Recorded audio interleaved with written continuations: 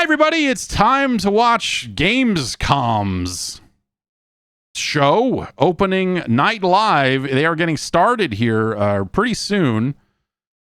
I guess the last trailer of their pre-show appears to be this Delta Force trailer. So let's take that already in progress. They announced this Delta Force game. Welcome back to the Gamescom Opening Night Live 2023 pre-show. Hello. Where the minutes are just flying by. It's so true. ONL is a... Where am I? I have not appeared. I'm missing.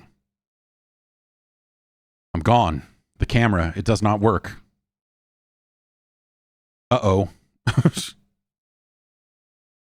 Hang on, let me try and set this up. Anyway, this Delta Force game is going to be based on like Black Hawk Down, which seemed like a really weird... seemed like a really... All these years later, they're like, you're going to be able to replay missions and stuff from Black Hawk Down. And I was like, why? Is that a thing people want to do? Okay, we have the wrong camera. NVIDIA broadcasts sometimes. And by sometimes, I mean most of the time. Absolutely sucks. And yes, they did a Delta Force game that was Black Hawk Down already. So it's like a weird, like, they're like, hey, we're going to do this again. And I don't know. Some people have really fond memories of the Delta Force games. I always remember them coming out, especially on consoles, and just being like, these games are too clunky for consoles. It's like they wanted to make a PC game and didn't. Or they, you know, they wanted to put it out on consoles despite it really kind of being more of a tactical PC-like experience. And so I just remember them as console games always coming out and just being like, ugh, more of these. Fuck, they're all fucking fucked in some different way. But yeah, people who were playing the PC versions seem like they maybe had a better time than we were having on the console side of reviewing games at the time.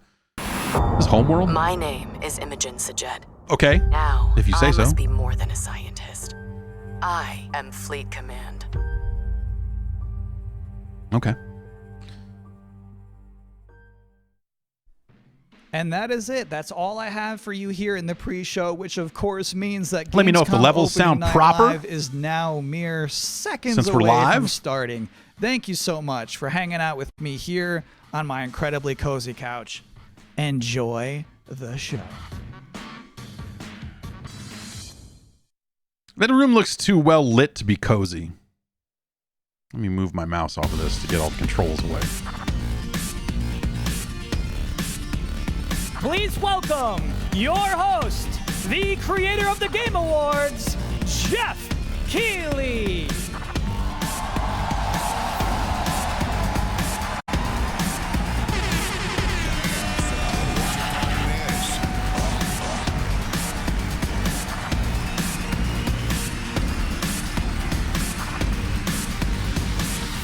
Enjoy your gaming, everyone. Hello, Germany, and hello, everyone watching live around the world. I am Jeff Keighley, and welcome to the world's biggest in-person video game event, Gamescom 2023.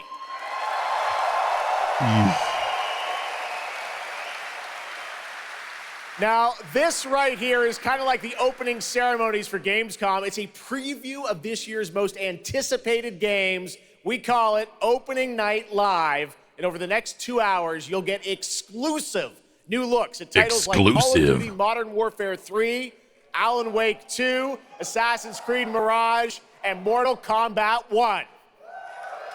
Woo! But first, video games. We're going to kick things off with the first new franchise in Show more than Skate 2 4. decades from a legendary game studio. And to help us step into the vast world of Starfield, please join me in welcoming the composer of the game, Inan Zur, for a very special performance. Maestro. Exclusive. Rewind that! Run that back!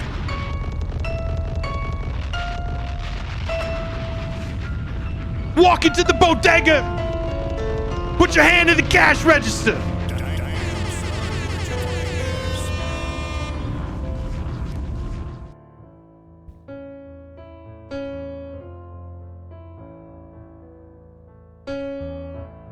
Just a slow zoo on a planet. Like, yeah, man, space. Have you considered space lately? Enjoy your gaming. St. Louis is fucked. Holy shit. What the fuck happened to St. Louis?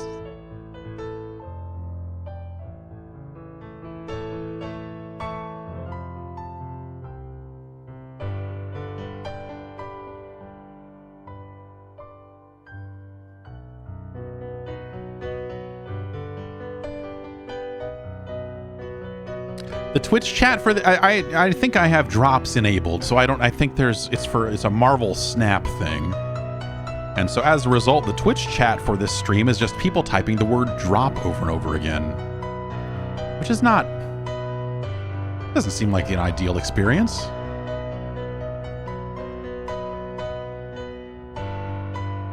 Also, I don't think that's how drops work. I don't think typing it in makes it happen. I think they specifically set it up so you have to watch a certain number of minutes to get the thing. Anyway. Yeah, there's a list of games here. Let me move this video out of the way.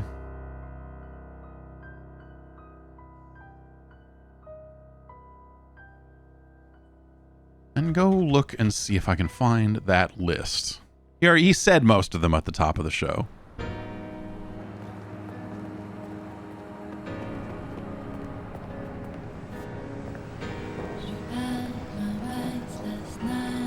Oh, they've been posting a lot of stuff about the pre-show stuff.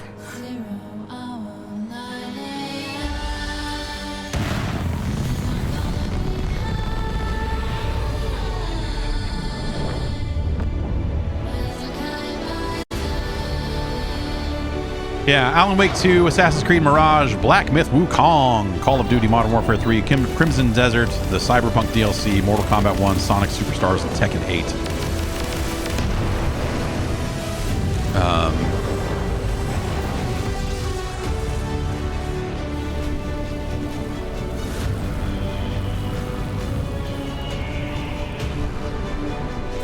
I'm interested in seeing this video game.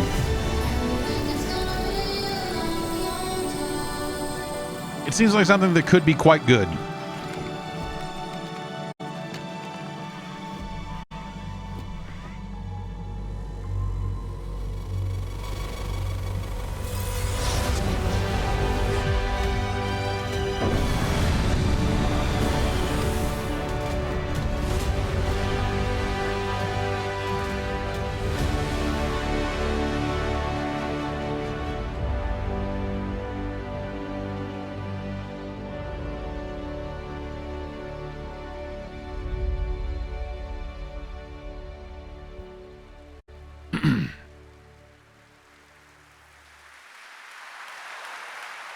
Starfield is ever so close, and thank you so much for that spectacular performance. Really appreciate you coming all the way for this.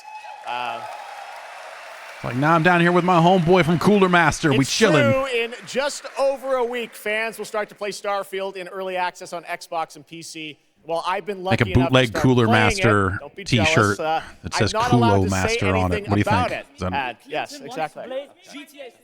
All right. Well, guys. Okay. Thank you very much. Thank you very much, guys. Really disappointed. They're disappointed. It's just so disappointing. This is such a special night for so many developers, and it's really disappointing to see someone act that way. But we're going to move right on with the show. We've got a lot of great games to show you. Really, it's just so sad to me to see something like that happen tonight. We're here to celebrate games in this community and how much they mean to us. So without further ado, I want to move right on with the show because we've got a lot to show you. Celebrating the community. The good news, Gamescom, is we have there are some very fucking special assholes here in the community. who can be here to talk about Starfield. Please join me in welcoming to Opening Night Live in Gamescom for the first time ever, one of our industry's greatest creators, the director and executive producer of Bethesda Game Studios. That's right, Todd Howard, everybody.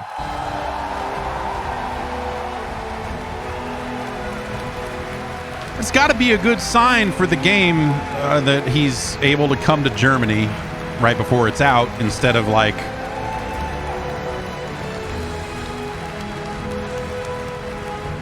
working on patches. Whatever. I'm sure that there are people still working on the game. Todd, thank you so much for coming Right all now. this way to Gamescom. We have a lot to talk about with Starfield, but first of all, is this true? This is your first ever time at Gamescom? This is my first Gamescom, and you were right. You said how great the crowd is here, and it Except for, yeah, what a great.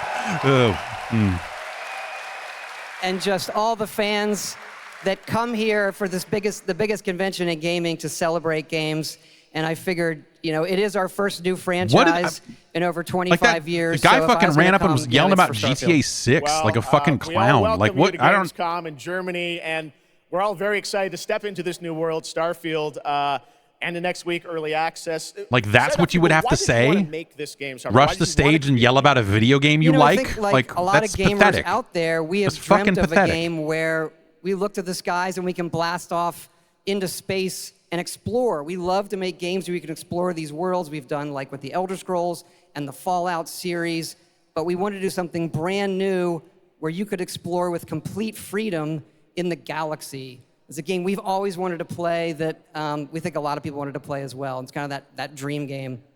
Yeah, I wish I could talk about it, but it's quite an experience, and I know everyone here is very excited to jump in soon. You did bring some stuff to Gamescom to show to fans. I know there's a theater. Tell us, I know you've been, sharing a little bit about the game, but I know there's a lot you want people to discover when they play it. What did you bring here to Gamescom? Yeah, it's really cool. I built a brought a brick of hash. Do they have that here? They do. Where we're actually shit. showing the beginning of the game. I wasn't and you sure. I've start never out been as a before, miner, so and you touch this artifact that affects you in some way, where you see a bit into space-time, and then you get to create your own character. Our games are about creating and being whoever you want, and then you're off on adventure. like I think this combat stuff looks really good. Let's talk a little bit about this adventure. For a game that will be as big as this. Like some of this stuff looks like going to be after you create your character. Which still is pretty something that I tight on the know- shooting. I saw even someone on the internet this week created you. I think. Did you see that? Someone tweeted out a picture. They had somehow figured I out. see a lot of things on the internet. I don't know. I'm not sure that's real. Well, I don't know. There's There's like 40 minutes the game leak out this morning. and then enroll yourself into this adventure. And tell us about sort of how the adventure starts. What can we expect? Well, you jump off. You're joining Constellation, which are the last kind of group of space explorers, like NASA meets Indiana Jones searching for these artifacts. But the story goes a lot of places. The game has a lot of surprises that we haven't talked about. I don't want to spoil them here, but really, really happy with how the story turned out and where it goes. Yeah, it's such an epic experience, and you and your team have done so much for this industry, and the fact that you guys have worked through COVID, building this and coming on the other end, we're so excited for everyone to get a chance to play it. So thank you for all you've done for our industry, Todd. Everyone, Todd Howard. Thank you. Can't wait for you to play the game. Thanks so much, Todd. Really appreciate it. All right, well, tonight is largely focused on announced games, but we do have a few surprises along the way. And next, it's time for the global reveal of the third installment in a franchise that is very familiar to Gamescom fans. Here we go.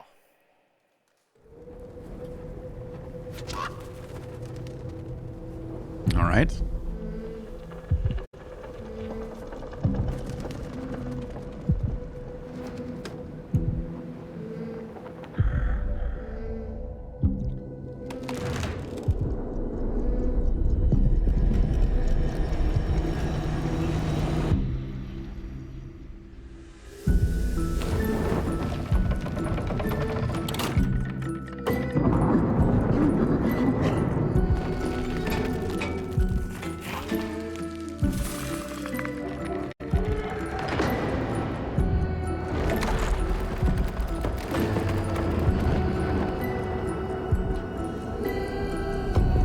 Reminds me of the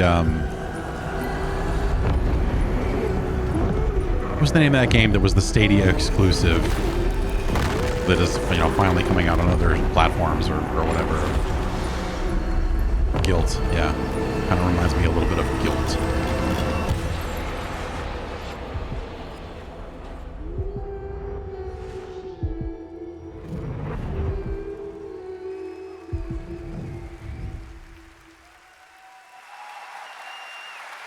That's right. Keely gonna have to start packing a fucking taser or and joining something. me now are Corley and Lucas from Bandai Namco to tell us more Lucas, thank you so much. It's great to have you back here at Gamescom to announce another Little Nightmares. Thank you, Jeff. Yeah, it's really great to be back. We're very excited to announce Little Nightmares 3 tonight. The franchise has a long history with the show. I mean, that's where we announced the first. Yeah, he's got to keep that thing on him. Definitely the best best show to reveal Little Nightmares 3 to the world. Well, we appreciate you bringing us this news. It looks incredible. Corley, I see we saw 2 characters in that reveal trailer. Can you tell us a bit more about them? Yeah, sure. Hi, Jeff. Hi, everyone. I'm so happy to be here to present you Little Nightmares 3. Woo! So yeah, Video as you have games! seen, we have 2 characters, but now you have 2 players as well. So you will be able to play both in single player or online co-op if you want, and face your childhood fears with a friend. I mean, they're going to have to put a barricade up, right? Well, I mean, for the Game Awards. Places in the trailer. Can you tell us a bit about sort of the Like, they're not going to be able to do this kind of like open seating type Our 2 thing. new characters are Lo and Alone. They are trapped in a place to that barricade we it call in the like a Spiral, wrestling show. a cluster of disturbing places, and they will have to work together, survive in a world full of dangerous threats and full of delusions. And they will also have to find a way out of the nowhere.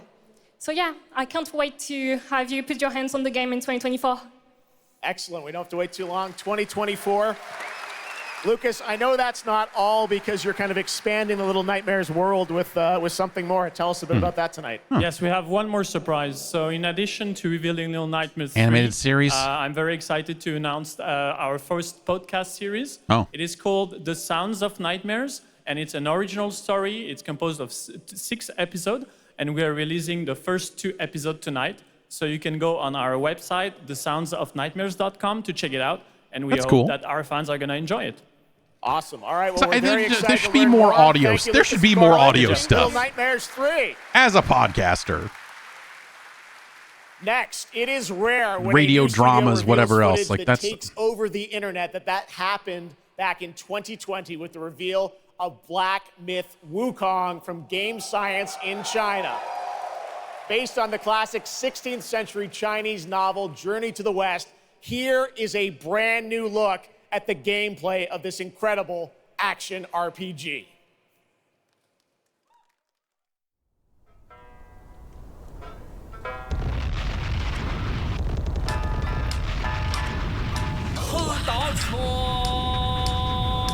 Yo, what? It's like serious Sam in here. The guy's singing. He doesn't have a fucking head.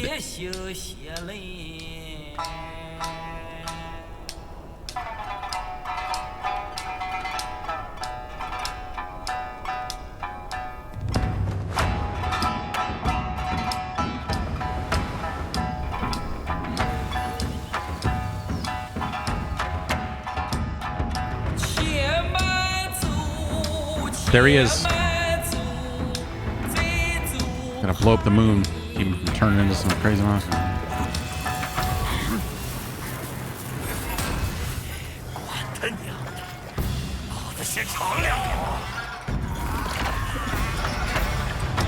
And there's Krillin and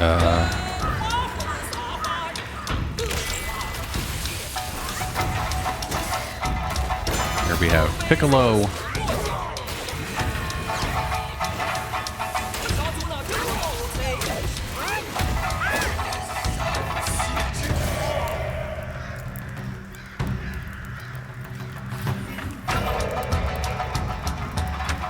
And of course, Yamcha.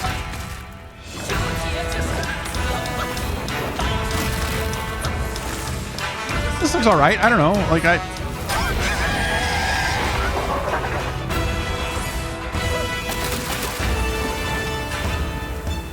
don't know the setup of like this took the world by storm, and I was like, yeah, it looked fine. Like you look at this and go like, yeah, man, cool.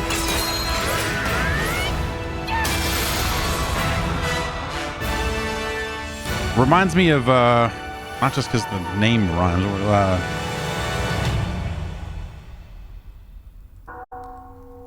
reminds me a little bit of Wolong. You know what I mean?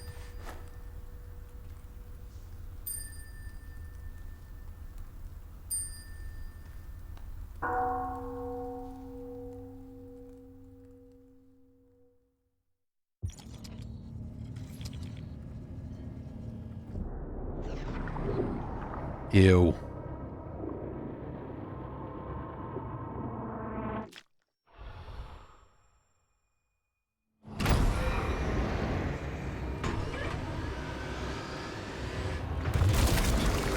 What? Is this a Strog?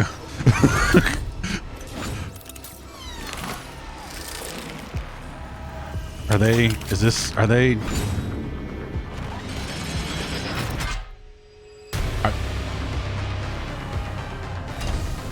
Huh.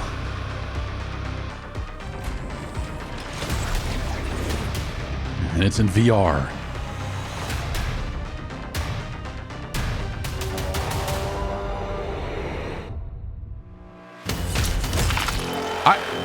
Huh.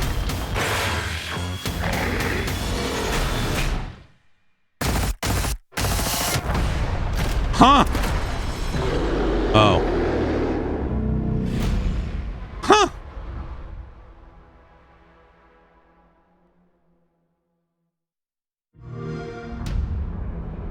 Looked a lot like a Strog to me, man. But that, yeah, that makes a lot more sense, I suppose. Yeah, people. Yeah, Killing Floor. People. People have. I've tried to get into Killing Floor a couple times and never really found my way there. But people seem to really enjoy it.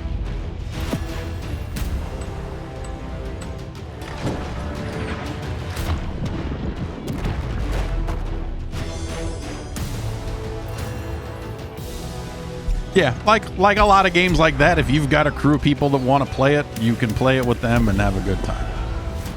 I just want, if we just will some kind of new Quake thing into existence. But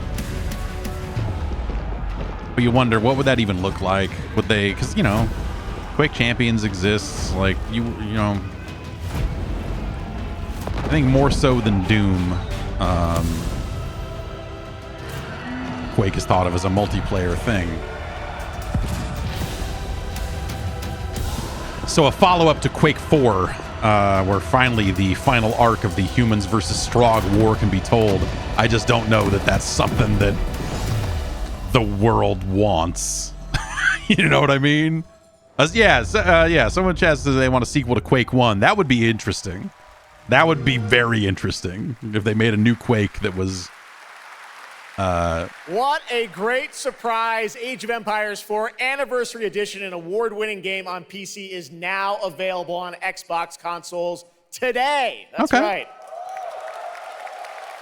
All right, next up, we have something extremely special for you. We have one of the most iconic filmmakers of all time in the house. The director behind the legendary films such as 300, Man of Steel, and Army of the Dead. He's come all the way to Gamescom to talk about his new film, Rebel Moon, which is on Netflix December 22nd. Oh, man. Gamescom, please give a warm welcome to the one and only Zack Snyder.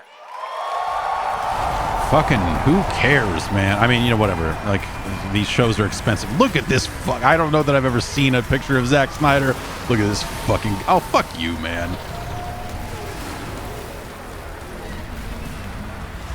Walking up here like he's Macklemore's dad or something. I totally didn't start that social media campaign. It wasn't me. Zach, anyway. I know you had to come a bit of a ways to get here to Germany. Thanks for coming to Gamescom. Thanks for having me out. Yeah, Jeff, these and pants were new when I got on the plane. How you guys doing? This is awesome. Wow, what a great crowd. It's insane. Okay, yeah. Now, great to have you here. I know you've been a gamer for your whole life. Yeah, I've been a gamer, and I've been a gamer. I love the idea of coming to Gamescom. Was like, that blew my mind, and so we were like, yeah, let's go check them out. And I thought I'd come over here, and this would be a great opportunity to talk about my new project, Rebel Moon. Maybe show you guys something. I don't know. Yeah. Maybe no, we're good. It's a video game show. We're good. Thanks for coming. Yeah, just moments away. Okay, well, let's kind of roll it back, though, because I want to talk about this IP, Rebel Moon, and yes. It's really a whole universe that you've created, and we're going to get into that in a minute. But what was the original inspiration for creating this new world? Well, I was always a fan of, team-building movies, Dirty Dozen, Magnificent Seven, And also, I was a huge fan of this adult Enjoy illustrated your game. fantasy magazine Enjoy called your Heavy game. Metal. And I was, everything in there just blew my mind. And I really loved how intense it was and how crazy it was. How's everybody doing? Just, you know, it's a little 11:22 a.m. What's up, check? Sup, check? Sup? How are we doing? Everybody having a good time? Yeah, anyway, I don't, you know, I feel bamboozled by Killing Floor 3, but I guess that's on me. A direct sequel to the storyline of Quake 1 would be really funny. Shub is back, and it's even weirder this time, whatever, you know, like all that sort of stuff. But I don't, you know, I think I've been thinking about it because I've been playing Quake. I've been playing Quake 4 lately, and it's fine. It's whatever. But you know, you start to think about like what would a new Quake be? Because you know, you think like, oh well, you know, they'll make another Doom and make that a trilogy, right? And sure, they should make another Doom. Because the first one is so good, and Doom Eternal, I'm still so disappointed by Doom Eternal. I keep coming back to it and thinking like, oh man, maybe if I'll play it again, maybe this time it'll stick. But the platforming stuff I think is so just like out of place and not fun. I think that the combat it's fine. It's not as good as the first one. But I would love to see them get a crack at a third game because I think they could rein it back in a little bit or find some better ways to make that game. So I don't know. I would love to see them make a third Doom despite not liking Doom Eternal all that much. But like with Quake, what, you know, like you could make another one. But is it gonna, what are you trying to accomplish? Are what percentage of players give a fuck about the Quake universe and the characters in it? Or rather the Quake 2 and 4 universe, rather, I guess, you know, or like, what do you, yeah, like a sequel to Quake 1 would be funny. That would be like interesting. But like Quake 3, you know, like Quake 3 turned that series into what it is. Just like, here, it's multiplayer maps and fucking go pick up this railgun and fuck people up with it. And I'm like, yes, absolutely. Absolutely. Yes. That's all I want to do. And I can do that because Quake Champions is out and you could be playing. I'm already not playing that. So, I'm literally playing Quake 4 and I'm like, Quake Champions. I don't know.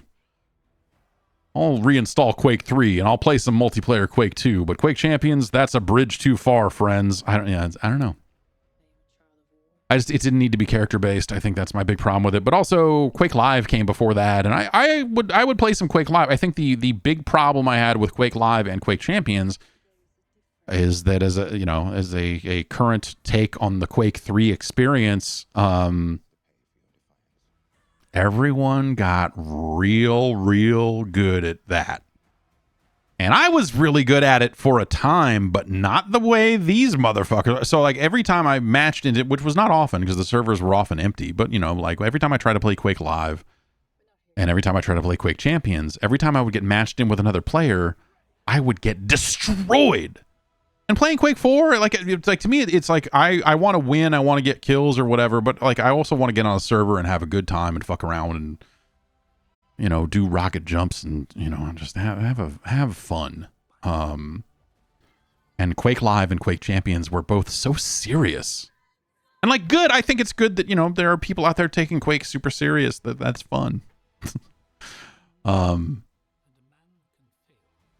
don't know. Maybe I should reinstall Quake 3 or, you know, some source port or something like that. And someone with a mess of a name says play TF2. That's not at all that's the exact opposite of what I'm talking about here. I want to play Deathmatch I want to get on a server and murder people and have fun. TF2 is like, I don't want to fucking play a class and work together and like, fuck that. If I wanted to play a team game, I would just play Call of Duty.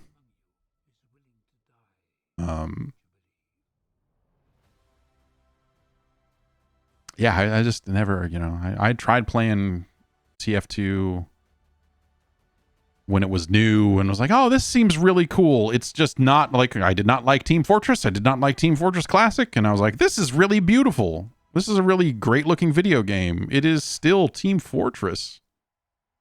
But good on them.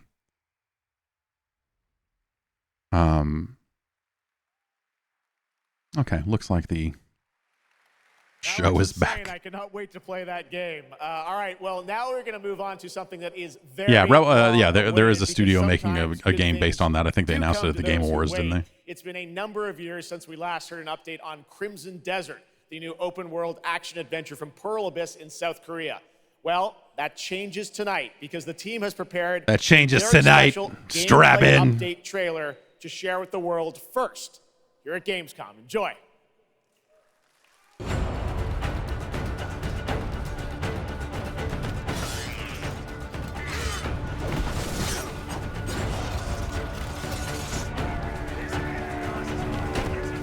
Yeah.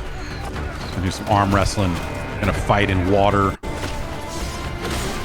My side yard looked like that, but worse over the weekend. Due to the tropical storm. I got my flood bags, put them out, but ended up not really flooding in the garage too much. Checked out my storage locker. That was fine, too. That's a sideways running horse. You don't just get that for free.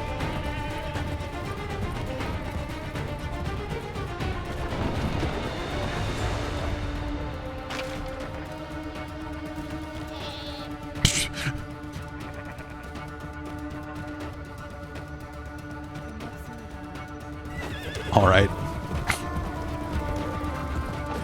Go steal some sheep. What the fuck, that guy? All right, sure. I don't know.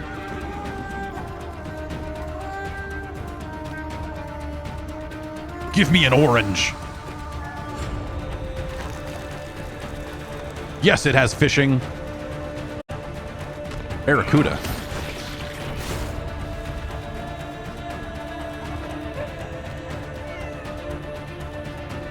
Finally, the game that tells you Buddha is short for Barracuda.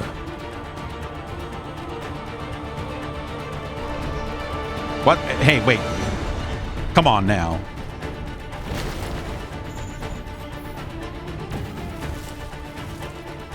We hid the Talos principle inside behind this gate. In the Animus, all things are possible.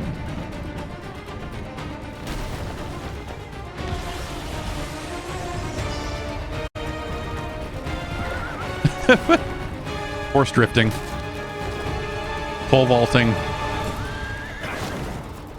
Yeah, Yoshi that fucking horse to its doom, and then fucking. Okay, you can creeble on dudes.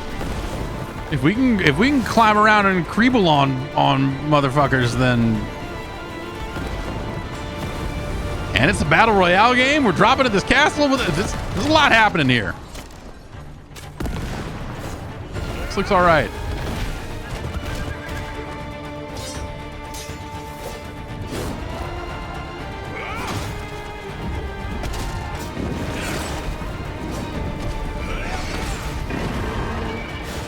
The dragon approves. Like, yeah, you cut that guy. Fuck him. Hey, Reed. What are you doing, Reed? Oh, just deviling around.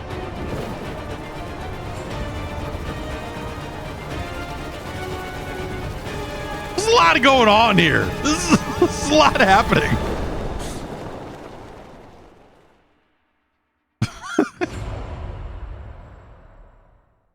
Hey, what's up, Gamescom? Oh, shit. Ice-T. I've hooked up with my favorite game in the world, Payday, and I have my own special heist mission in Payday 3. And you know I know a lot about heists in real life, all right? It launches September 21st. Here's a world premiere first look. Okay, so here's the deal. All right. Components are kept in high security cooling containers somewhere in the storage yard. The clock starts ticking as soon as the components are out in the open. There's like a generation of people that just think of Ice-T as a cop now, I assume. Take too long, and they'll start to degrade and lose value. Now, do what you need to do to get ready. I'll see you on the other side. There had better be, like, Ice-T had better be physically represented in the mission. But he's not going to be, right? It's just gonna be, he's gonna be, is his voice even in the game, or was that just, I assume it would be, but I feel like if I'm not handing this off to Ice-T and he's going, I bet, then like this.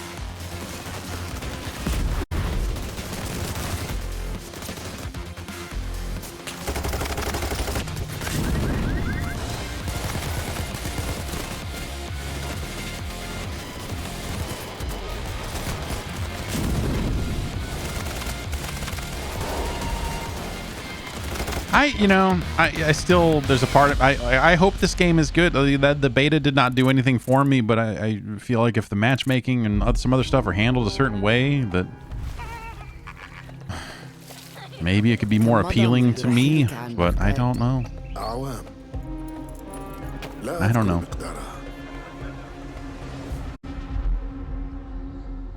We had Ice-T read voiceover for this mission. Like, okay. I guess. Like, قضيت الكثير من طفولتي في هذه الشوارع.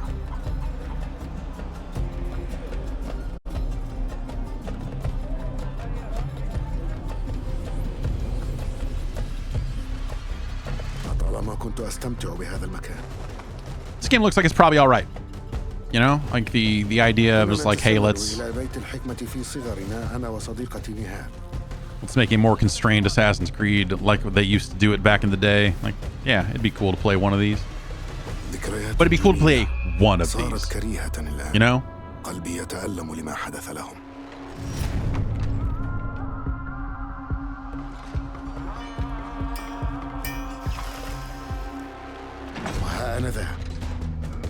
مستتر يتهيأ لإعادة النور إلى أحلك أركان المدينة.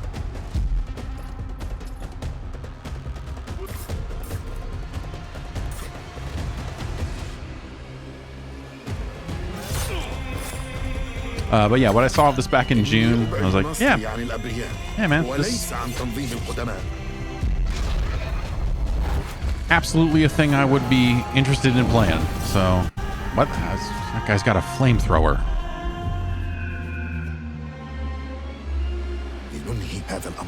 That guy had a flamethrower.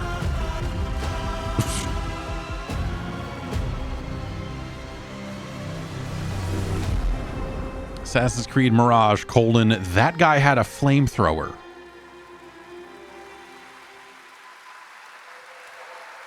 Is it a pre-order bonus? Can I get the flamethrower? Assassin's Creed Mirage, which marks a return to the Middle East for the series, offering an immersive and authentic experience featuring full Arabic voice acting, as you saw in that trailer. You can be transported to 9th century Baghdad when the game launches on October 5th. Big month in October for game releases. Now I would like to introduce you to our co-host tonight for ONL. Please welcome Gerstmann. Hello, Gerstmann. Oh, we're going to give some awards. Thank you, Jeff. Thanks for having me. And hello, everyone. I'm so excited to be with all the fans here at Gamescom this year. And I have the honor to be your guide for tonight for all those great things happening right here at Gamescom. And woo. And if you can't join us in Cologne this year, don't worry. You never have to miss any of the events this week. Just go to Gamescom now to discover what the world's gaming industry has in store for you. And if you're ready to vote for your favorite games, then visit now.gamescom. I loaded it up and it's just double middle fingers. Is this what the gaming industry has in store for? What? The awards hang will on. be celebrated this Friday at 3 p.m. If you want to join the adventure and win pretty cool prizes in this year's Gamescom Epics, then go to the Epic section of Gamescom Now to play the text adventure of the show. Okay. You can also enjoy all-day coverage and tune in to Gamescom Studios broadcast by IGN on Twitch or YouTube. Just join the conversation by using the hashtag Gamescom 2023 online.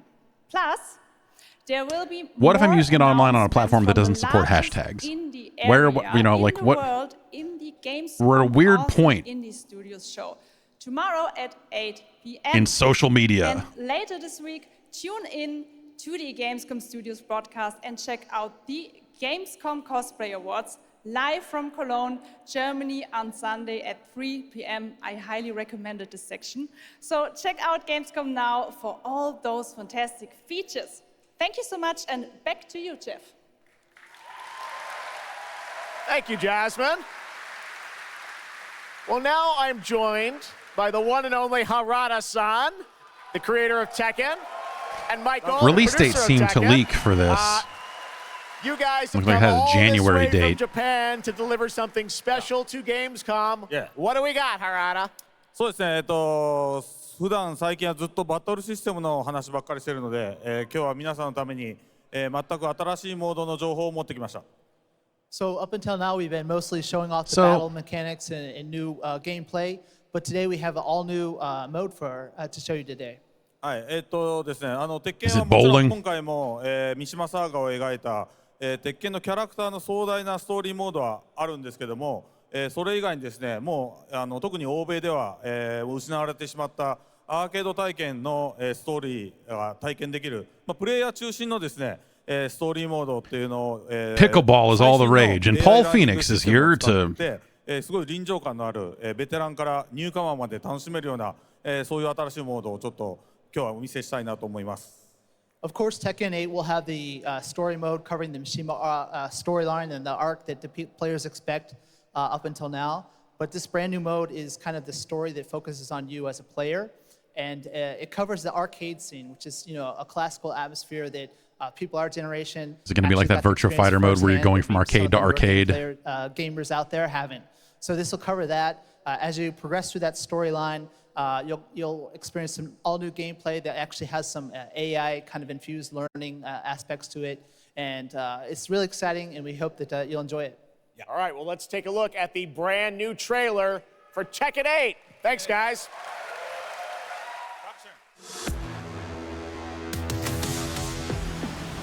I just feel like every time I see Harada, I would, and he doesn't do this all that all, but there's just a part of me that just wants to see him cursing into a microphone. I don't know why. Going somewhere? I just feel like if he had ended that by saying like, and also fuck you, and this is something I don't know. I don't know why. I mean, I know why, but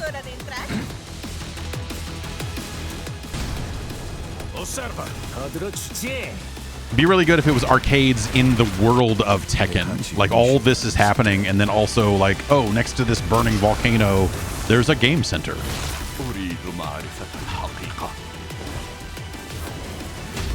Let's go. Willst du im Sparring gegen mich antreten? Harada was on Twitter talking about like, oh, we're close to tracking down who's doing the leaks because we're putting wrong info in here and this and that, trying to track people down. And you just almost just want to write back and be like, no, you're fucking not. Like, stop. I know you're trying to scare people into not leaking stuff, but you're probably not. You're probably not actually doing that. What's done is done. So true. Love some good outfits in a Tekken game. Yeah.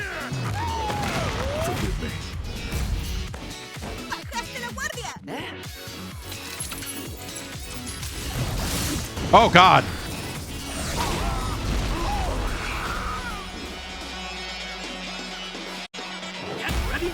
Those avatars are not good.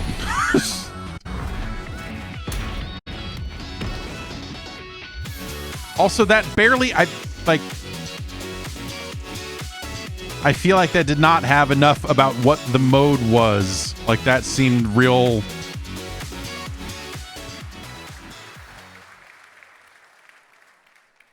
There you have it, Tekken. That seemed like a bunch of cool Tekken shit. January 2024. All right, I'm now joined by Shelby Carlton and Dave Swenson from Sledgehammer because on November 10th, Call of Duty Modern Warfare 3 arrives, and today you guys are going to be the first audience in the world to see some raw, real gameplay from the campaign. But wait, the last trailer was called the gameplay trailer. Why would you say that? Well, first of all, Jeff, it is awesome to be here. Modern Warfare 3 this year is the complete package. We're shipping 16 multiplayer maps, all from the original Modern Warfare 2. These maps have been modernized. That would have been really awesome. Features. We also have open world zombies. This is our largest zombie. An add-on for last year's game. If they were like, yeah, we remastered every single map from Modern Warfare 2, you'd be like, oh, that's dope. But when they say Modern Warfare 3 is coming out and every single map is old, innovation to the Call of Duty campaign. Like, yes, what? Let's talk a bit about the campaign, Shelby. Like, I get they're going to touch them up. They're going to do stuff to them. It's a new, you know, like, and those maps were good, but like, what can we expect from fucking the campaign? what? Yeah, so for the first time for Call of Duty this year, we're doing a direct sequel. You know, Modern Warfare 2, they asked a lot of interesting questions in their story, and Sledgehammer Games is so excited to work with Infinity Ward on the campaign to answer some of those questions and to bring you Modern Warfare 3. You used to have to wait 2 years for a direct sequel. He is Makarov. He is our infamous antagonist. He is cold. He is calculated, and he is trying to bring I'm looking forward to seeing this stuff, and you know, like the stuff they're talking about with like open world stuff. Like there was a mission in the previous campaign that was a lot like what they're talking about. It was interesting. All right, well, we are going to see a playthrough And of a campaign level, so but first, I'm curious Dave, to I see wanna what they talk about do with something it, new. You're but doing open combat missions. What are those? So Call of Duty is known for epic cinematic stories, as Shelby talked about. And this year in Modern Warfare 3, we're introducing a new innovation to the Call of Duty campaign that's going to allow players to interact with that story like never before. We call them open combat missions. Open combat missions are player-directed. They allow the audience to play the game the way they want to play it. So if you're like me and you like stealth, you can go in quiet, you can equip suppressed weapons, complete all the objectives without the enemies ever knowing you were there. But if you want to go in loud, it sounds like them wanting to just use multiplayer concepts and load out stuff in a campaign instead of making a fully scripted campaign. You can leverage tacticals, lethals. You can even like, don't get me wrong, that doesn't necessarily sound like a bad thing for a video game, but like really important to our campaign story, and they're going to work seamlessly this has a real with those epic cinematic single-player DMZ vibe to it. And tonight we want to show you an exclusive with more pickups first look and at one of these epic cinematic missions. Okay, set it up for us, Shelby. What are we going to see? This is the I like it. That stuff looks cool, but Yeah, I don't. This is a sneak peek of the very first level of Modern Warfare 3. This is called Operation 627. All right, check it out. Here you go. Call of Duty. Oh shit, 627. That's my favorite shit.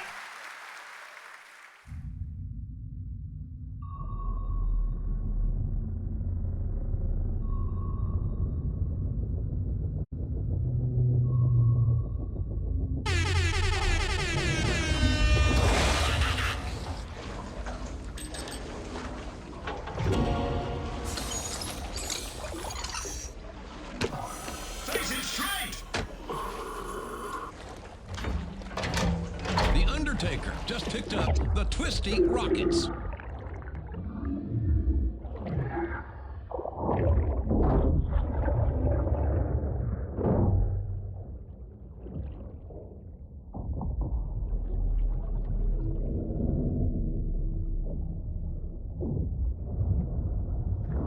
They did a lot of submarine stuff in the last trailer, and this is. Heading to surface.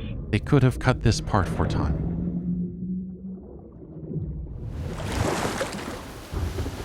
This part, also in the trailer. All teams, eyes on target. Phase 1 complete. Charlie copies. We're set. Roger that. Moving to phase 2. I don't like the idea of like a more open experience campaign. I think that does sound fun. Using that tool set to do a bunch of silly shit. Like I said, like a single player DMZ mode that is maybe not as punishing as playing DMZ is alone can be. Roger. No movement. like there's definitely merit to that. Like that sounds like it could be cool. But also it kind of sounds like, again, the open mission thing they did in the previous game, where you had like, there was a crafting system in place, and you know, you can kind of take your own route to get where you need to go. Like that stuff was interesting, and I think they could do more with that. And so I'm wondering how much of it will be like that, and again, how much of it will just be like, yeah, we kind of just made a big open map, and there's kind of a campaign here. It's weird. I don't know. I guess, like, okay, my actual question now is, if the whole game is going to be these open style missions, and maybe it won't be the whole game, how many of them are set on the same large map? Is the entire campaign set on the new Warzone map or something fucked up like that? You know what I mean? Is it like, are we repurposing multiplayer content for a single player campaign and hoping people go like, yeah, man, that's sick. Like,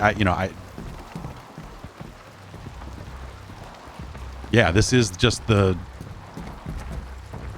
Hold.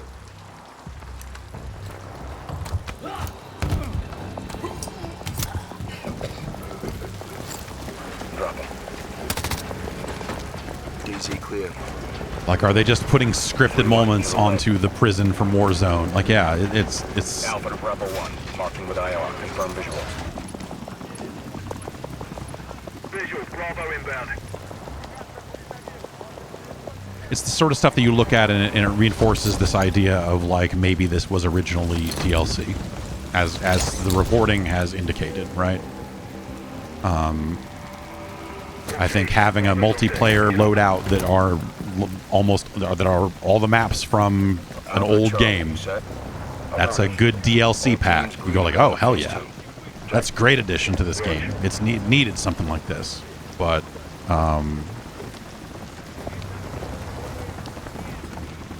yeah, I don't know.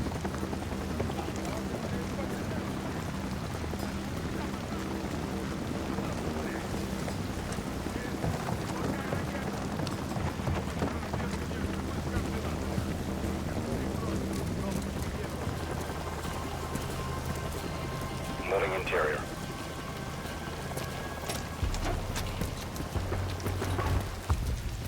All clear. And so my question now is, what happens if I just turn around and walk the other way? It's open, right? Like, why am I following these guys? I can just do whatever, right? Be advised, they got a bird up. This looks like a scripted Call of Duty mission that is set in a potentially larger environment, but this... Hold up here. All teams, Alpha's in position. Copy. Bravo set. Charlie, good to go. Roger. Fire in the hole. Stand by. 3, 2, 1. Execute.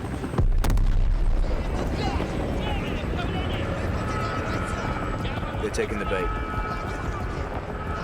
Light them up.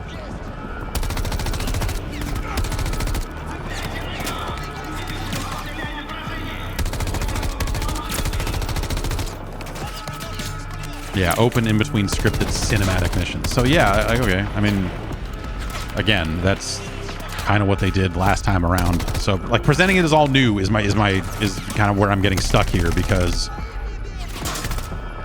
you know, they're just kind of conveniently ignoring that last year's campaign did have a full mission in it that was more like an open world and literally had a crafting system in it and all of that other shit. And so Let's go. Stay close.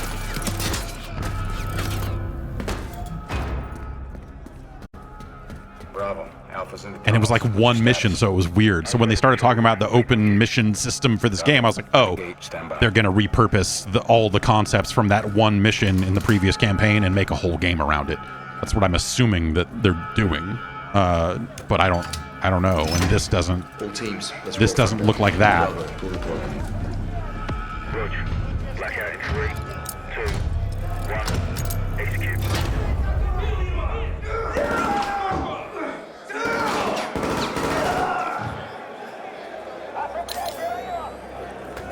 teams, Bravo's got the keys.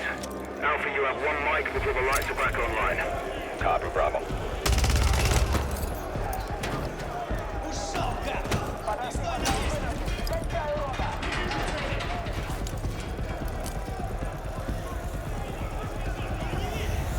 Kick off the riot. Roger. Opening blocks 1 through 4. Will the song Start the Riot begin to be played here? No? Oh.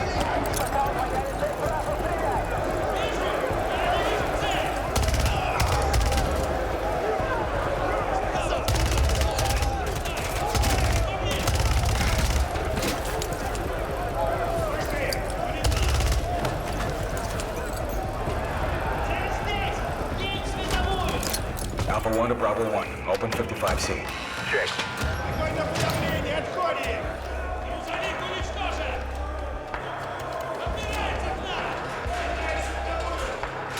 Yeah, I mean, this looks fine. It's hard to... I think at this point, it's hard to, like, get super excited by any of, like, campaign gameplay reveal for a Call of Duty game. Like, you just look at it and go, like, yeah, that looks like a thing I'd play. I don't know. Like, yeah, I'd walk along this path slowly and shoot people for a while and then do some other stuff for, let's say, 6-ish hours. And enjoy it just fine, you know, like it's, you know.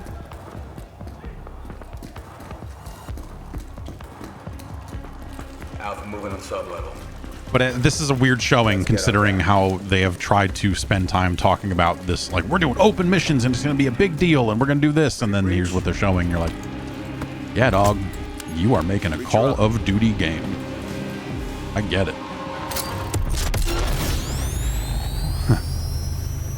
Whoa. Yeah, I don't know, man. Like, I will happily play this, you know, like, whatever. I liked Modern Warfare 2 quite a bit. I still play it from time to time. So the idea of, hey, we're making kind of more of that and a bunch of maps, like, sure. Do I think that that's a game people should play, should pay $70 for? Call of Duty Mobile and Warzone does sound kind of we're announcing it tonight on October 5th. And jump in for yourself when the multiplayer beta kicks off on October 6th. We have so much more to share with you, but first, here's an update on Nightingale, the new shared world survival crafting game from Inflection. After a few years of waiting, it's finally time to find out the early access release date for Steam and Epic Store. The Feywilds await, and so too Nightingale. Awaken your first portal and tread on towards that which is boundless, beyond the measurable.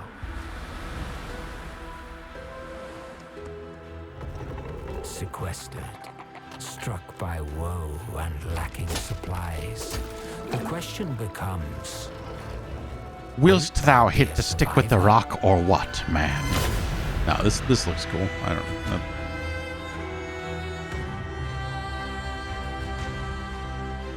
It's a good looking house. Let's take a look at that.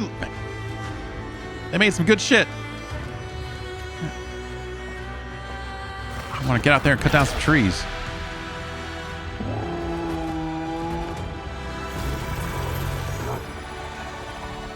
regardless of which portal variety you favor.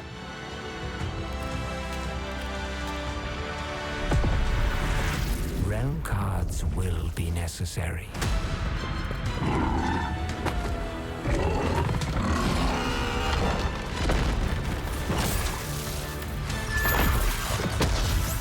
Yeah, you got to cut down trees to harvest wood to build your thing, but in this game, the trees fight back.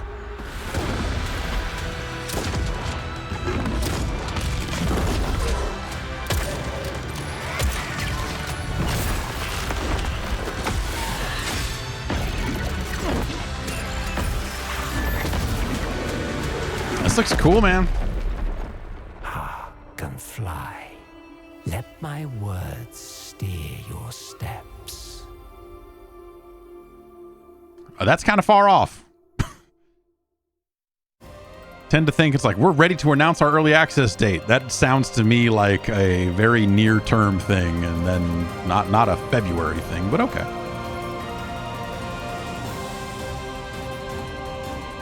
In 6 months, this game will be not finished, but it will be less not finished than it is now. The astral realm is Lilith's home. Oh, I know Her it. back is to restore the forbidden primal. She will utilize the power of the four primals and attempt to cast open the gates once more. Mm-hmm. And then what? Until primal beasts were weapons created by astrals. Their powers are capable of untold destruction. Primal beast.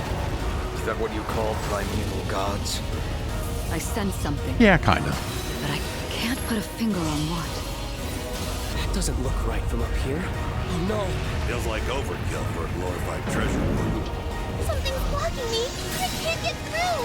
Oh, primeval god. Yeah, some of this stuff looks all right. I don't know. Yeah, this.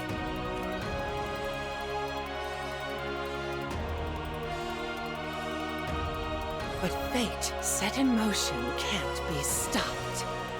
Deliver us from grief and sacrifice. Fulfill my salvation. I like that they have like gone kind of like a proper anime trailer for this anime game trailer of just like, yeah, we got some lines of dialogue and just, you know, randomly played them talking about fates and destiny and whatever else and like how heavy shit is. And we're just gonna roll out about 20 of those over some footage of a dragon getting cut by a little lady with a sword, and people are gonna fucking lose their shit. What do you think? I'm like, yeah, man, sounds good, perfect.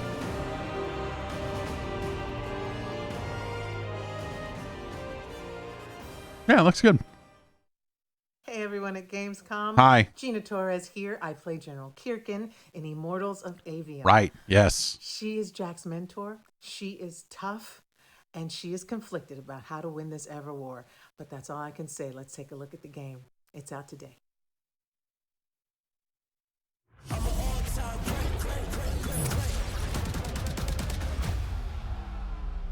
Jack.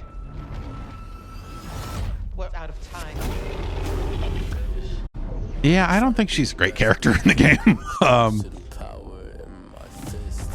Everyone that can fight already is. And we're still losing.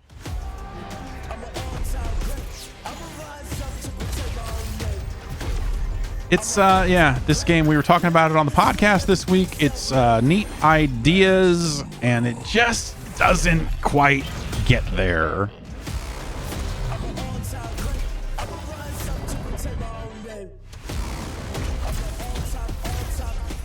The question is asked, would this game be better if it had Korn on the soundtrack?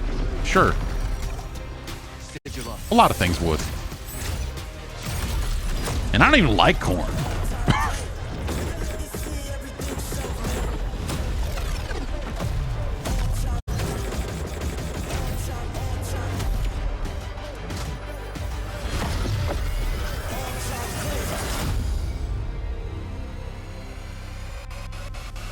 It's like the action doesn't quite get there, and then the writing kind of separately doesn't quite get there, and it's like this.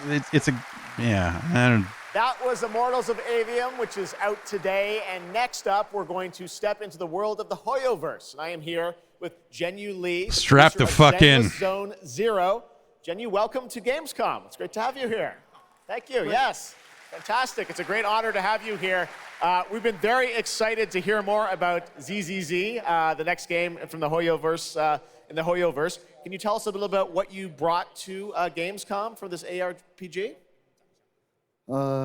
非常荣幸今天来到 Gamescom 这个舞台，并且给大家带来了我们的作品《绝区零》，是一款都市幻想类的 ARPG 游戏。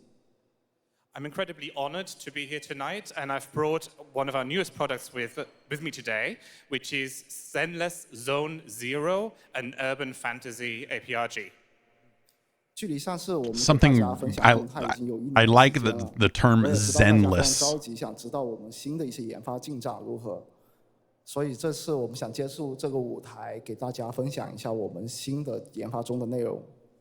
So I know it's been a while The since we've given you you know, an it's update on it's what like we've been the working on, fancy and way to that's why I'm say particularly zero happy to be here chill. today to give you an update Fucking completely on fucking the progress that we've zenless. made with this game. Fully without 接下来 zen. PV 会有我们新制作的战斗机制和我们新的都市交互系统，希望大家喜欢。 So we've brought a trailer with us and it shows you some of the urban environment that we've been I am working in on, my and also Zenless some of zone. The dynamics of the Fucking game. watch I out. hope you like it.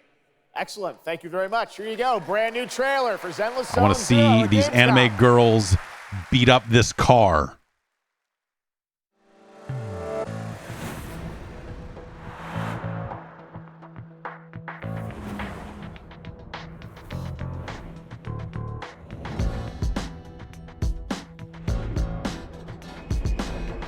Oh shit, they got Brant Street in this motherfucker? Oh man, this game's gonna be... Ah, Colada Bellabog.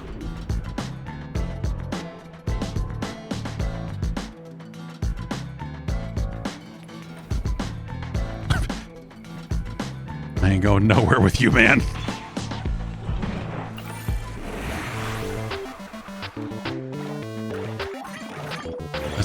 We need more bootleg Mr. Driller games in the world.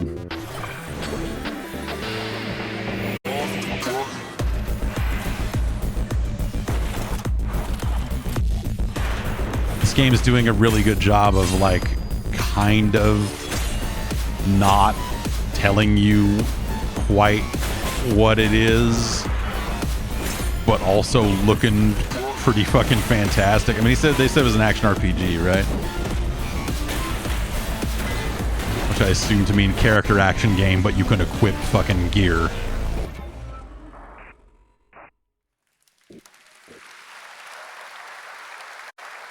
This past April, Honkai Star Rail made its global debut, great. and I mean, the game has that's... captivated players with its interstellar grand journey. And today we're excited to share a special look at its beloved characters and provide an update on its PlayStation 5 release. The Luofu's reconstruction efforts are ready for inspection, General Fu Xuan.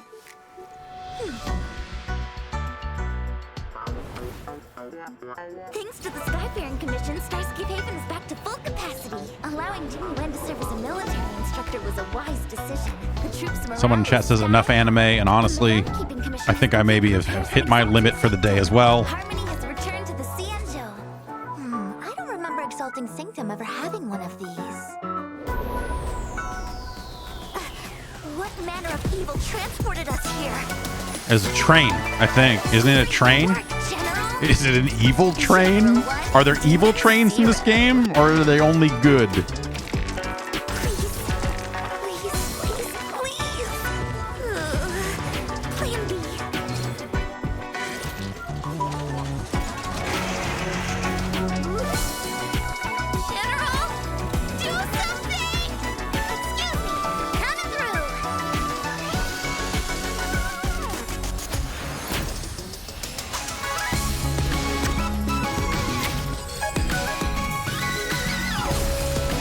Gonna run a train on all these enemies and blast them out to oblivion. Trains. Jing Yuan's not here, and the Cloud Knights haven't trained in days. Looks like I'll have to help Jing Yuan get these slackers in order.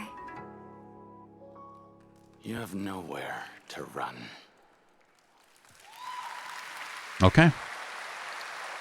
Honkai Star Rail coming to PS5. We got still more Hoyoverse for you. Genshin Impact is nearing its 3-year anniversary, and the game just released its 5th nation, Fontaine. Here's a look at the nation surrounded by How water. much do they pay, The Jeff? announcement of a brand new concert series coming, hopefully, to a city near you.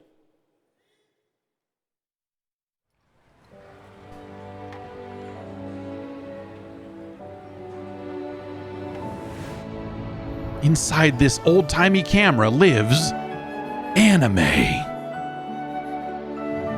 These kids ride this dragon to this big sphere where they fight a water monster. And then an evil tree. There's angel mech. But they also have time to flit their lives away in the town. And drink tea and take photos. Seriously, you have a great magician standing right here.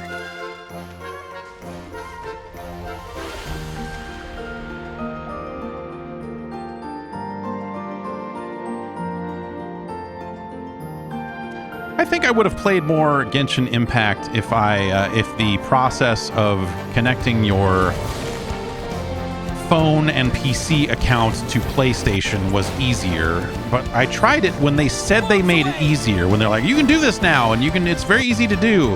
I was like, oh, let's try that out, and I downloaded it and could not make it work. And the answer at the time seemed to be contact support, and I was like, the fuck I'm gonna do that? I don't want to play this that bad. I'll be okay. I'll just re-download it on PC if I want to fucking do it. This October, Lords of the Fallen. It did not work at all. RPG adventure where he plays a dark crusader. Maybe it's better now. I don't know. Parallel dimension, the Umbral. Here is a first look at the brand new story trailer for Lords of the Fallen.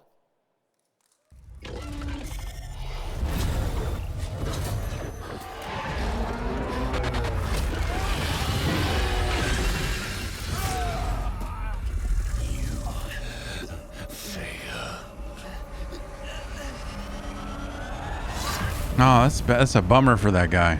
I look upon you with pity, my lost child. For you have been deceived. They brand me evil, a tyrant, and yet I offer you something they will not. A choice. After all the time mankind have had to shape their own destiny. See what they have made of it.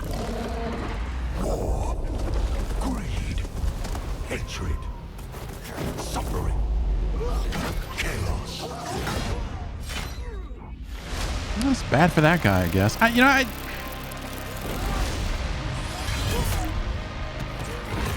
think I just see stuff like this and automatically go like, oh, this is like kind of like a questionable. This is going to end up being a Souls game of questionable quality, isn't it? I don't know that.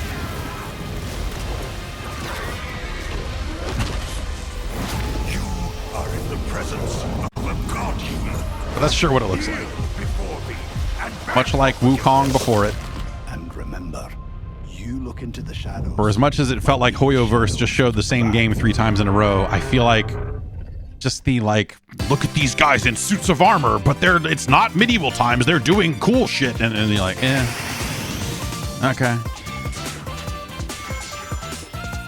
Now here's something fresh and brand new that we can all enjoy.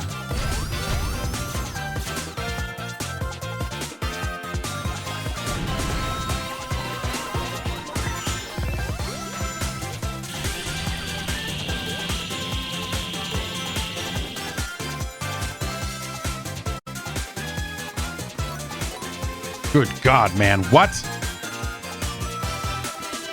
there a character creator in this monstrosity? Oh. Okay. Do I have to?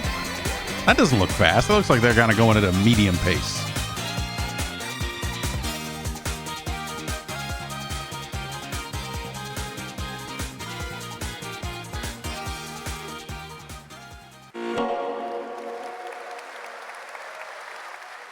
Looks amazing. October is going to be a very busy month for new releases. And yes, there will be full 4-player co-op gameplay in Sonic Superstars. But that is not all the Sonic news we have for you tonight at Open Night Live. Because we also have a special update for you. Most fucked up threat I think I've heard from anyone all year. That's not all the Sonic news. Like, oh God. Okay. DLC for Sonic Frontiers.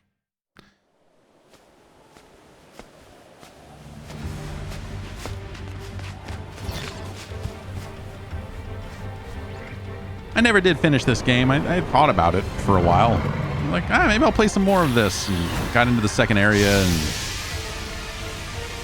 played a bunch of that there. And I was like, you know, this game at least has some ideas, but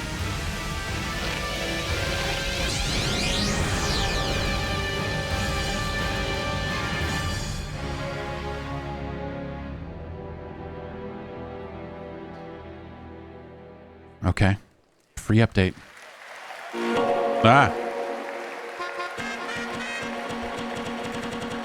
Hello again. It's so amazing being here at Gamescom with all the game devs, publishers, and of course the fans. Gamescom is the world's largest video game event. Just check out this footage from last year. There are so Were you many downloading it in my brain? Like, did you have to cut this way? games and connect Slow it down. with fellow friends. And earlier, I mentioned the Gamescom cosplay area where you can That was see cut like footage that they show when a character in a movie is dying at the end, and like his life is like flashing before his eyes. Now I'm like, here what the with Mochi Dragon, Rainbow Raven, Zaza, and Saphira. Mochi Dragon, can you tell me how you choose a character to cosplay? For me, there are three things Link is in order to decide on a cosplay. popular. The first thing is, do I like the game or the media where it's coming from? The second one is, do I enjoy the character design? And the third one is, does it have a little challenge in the cosplay making progress? Like sewing a corset like my princess has here, or imitating bone structure with foam. And what makes cosplay at Gamescom? Imitating bone structure with foam is a hell of a For me, sentence. it's definitely being able to play all of these awesome games in cosplay at the booths of the developers, as well as talking to the producers of the indie games, like having first-hand conversations, and of course the cosplay village. Thank you so much for sharing your costumes with us, and I wish you a great and wonderful Gamescom. Thank you. Applause.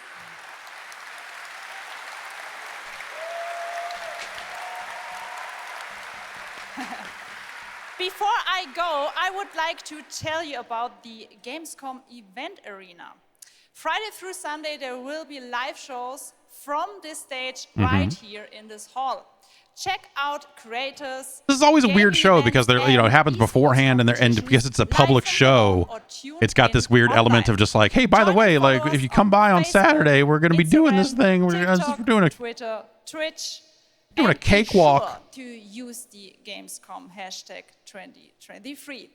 Thank you so much, and back to you, Jeff. Awesome. Thank you, Jasmine. It's great to have you here. All right, right now we've got a first look at the first Descendant, a next-generation action looter shooter from Nexon. The crossplay open beta is going to be held Looter shooter crossplay open beta. Like, ah! It's too...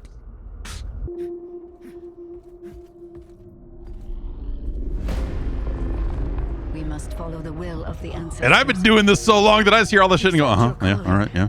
Descendant. But really... The Descendants are risking their lives for us, for Albion. Rise, my warriors! Give your lives for Kickoff! It's the Ironheart! This could wipe out all of the Vulgus, right? That's so cool! Countless descendants have shed blood to protect the sanctity of this great place. Despite their efforts, humanity is still at risk of extinction. And you are the only chance we have.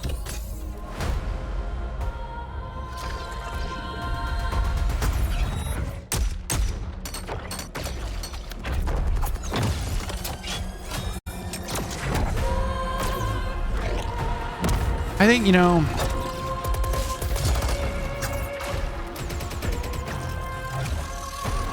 Like, you want to try to be even-handed, right? And say, like, hey, you know, I'm not going to let the name on the box or whatever influence how I feel about a game. But I think that's now a dated way of thinking, because you can look at this and go, this looks really neat.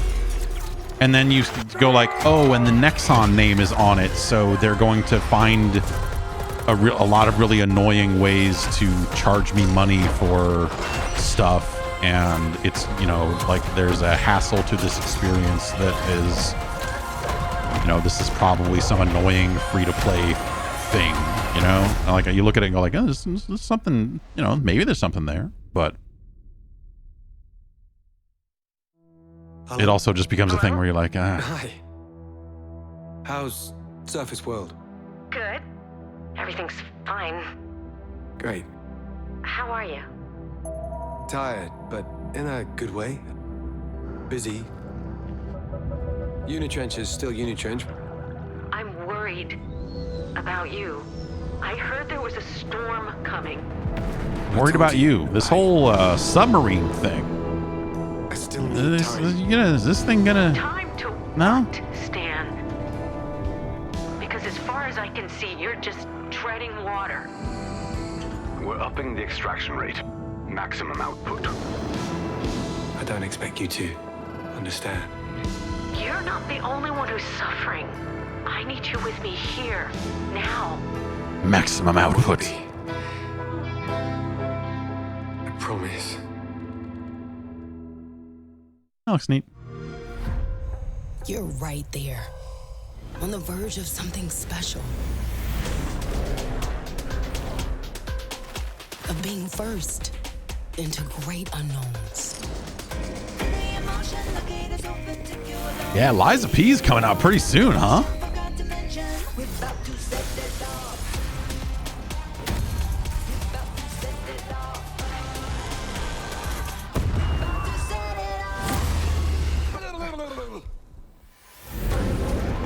People wanted to see Stalker 2. There you go.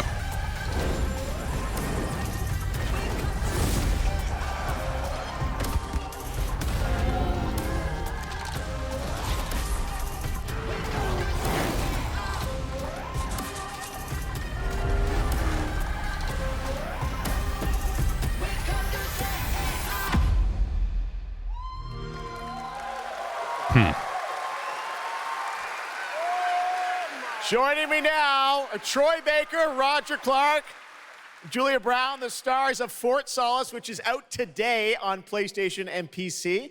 Guys, welcome to Gamescom. This is so fun. Tell us a bit about this project. What can you tell us Oh about? my God, look at these people. You guys are insane. Yeah. Literally, did you see that guy rush the stage? What the fuck is wrong with you? We've been able to talk about this game for a while. I think the thing that I'm most excited about is for people to explore these characters. At the core of this experience is unraveling the mystery of Fort Solis, and you're going to do that by discovering these characters and learning about their stories. And that's, as actors, that's something that we just want to throw ourselves into. And this is a game, I know Roger made, it's an independent game made by a pretty small team, right?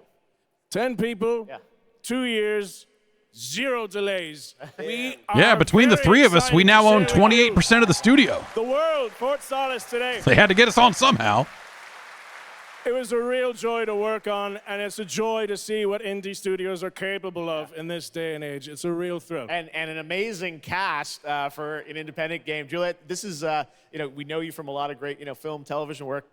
This game thing, how did you get involved in this project? This game thing. It's my first ever video game project, so I'm so excited. Thank you.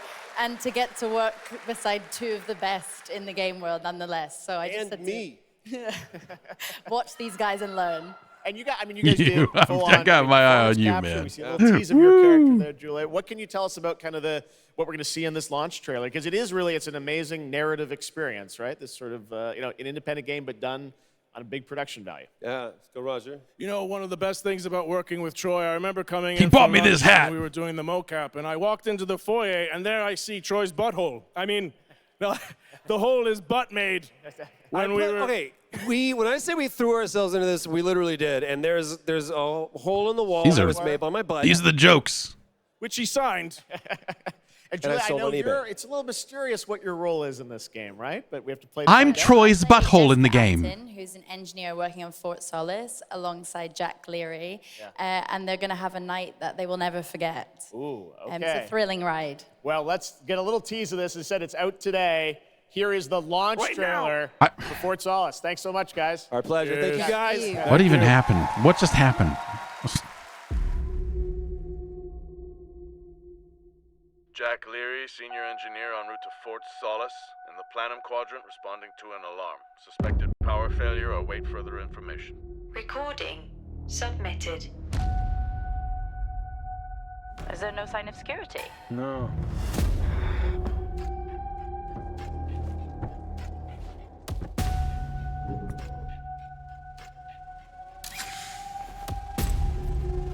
Do you think they rehearsed the butthole stuff? I think there may have been an incident here. Some pretty good butthole material here that we think we need to run after. I think maybe they could have run it a few more times. Make it sound a little more natural coming out of his mouth. They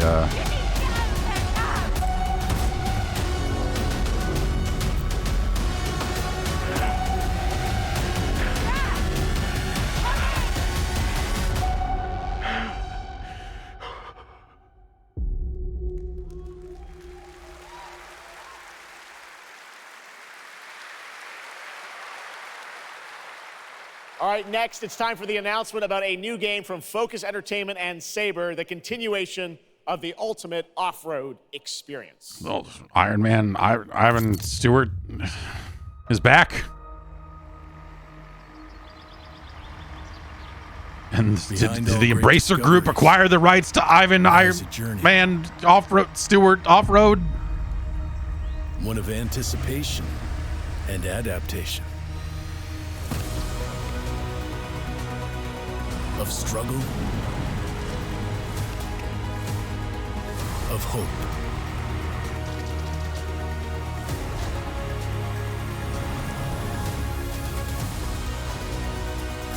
Each step matters.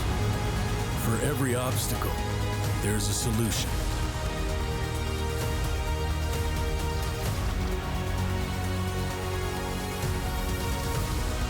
For every task, a tool.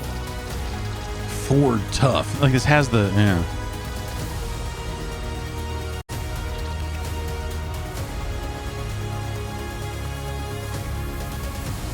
For every destination, an expedition.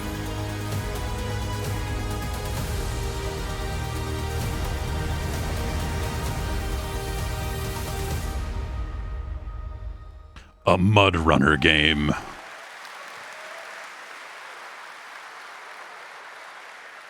All right, our next stop, the Crew Motorfest, a vibrant open world, welcomes you to the ultimate festival for car lovers, Motorfest. Here is the brand new trailer.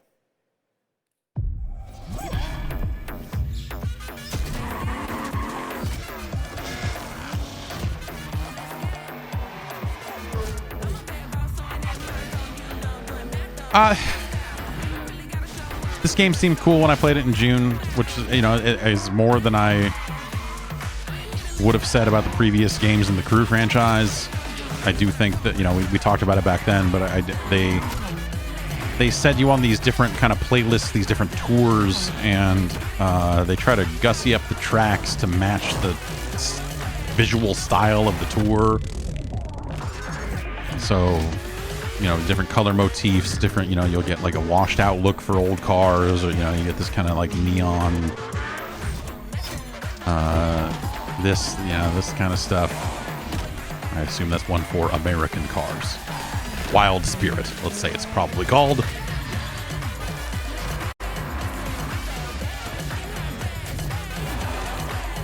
And like it's, you know, I think that some of the different looks, the visual looks are a little too on the nose in ways that you just go like, I don't know, man. But it played reasonably well, you know, like it seems very Forza Horizon-esque. The Crew Motorfest comes out September 14th, and the brand new Lamborghini Revuelto is on the cover and playable. And we have a special O&L announcement for everyone watching between September 14th and 17th. A free trial will be available of the game, offering 5 hours of gameplay on all platforms for the Crew Motorfest. All right, moving on with CD Projekt Red gearing up for the release of the spy thriller expansion to Cyberpunk 2077 Phantom Liberty on September 26th. The studio is ready to share a new look at the wide range of overhauled mechanics coming to the game. And as you're about to see, a lot has changed. Let's check this out. Yeah, some of the stuff they're saying about, you know, how dramatically some of the systems are changing and, you know, everything else. Yeah. Let's go. Kind of a bummer. New ways to play. You already finished it. You already experienced the disappointing main story. There's a job. Coordinates provided. You know what to do. Get your ammo, assault rifles, tactical gear. Thinking of buying some iron. The logical choice. And then this is going to support DLSS 3.5, I think they announced yesterday, which has better support for, I guess, ray tracing, like ray reconstruction, I think they're referring to it as. Not a bad idea.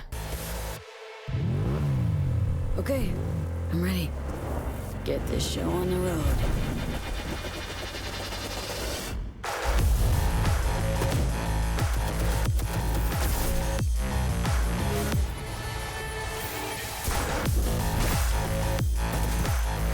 I guess the thing I don't know, and I'm sure this information is out there, is if all of this redesigned stuff is exclusive to the DLC area, or if it is something... I assume it's like revamping the entire game, because I think you get that stuff no matter what, and then you have to buy the deals. Is that what it is? Buy the DLC, but a lot of these updates are free. Yeah.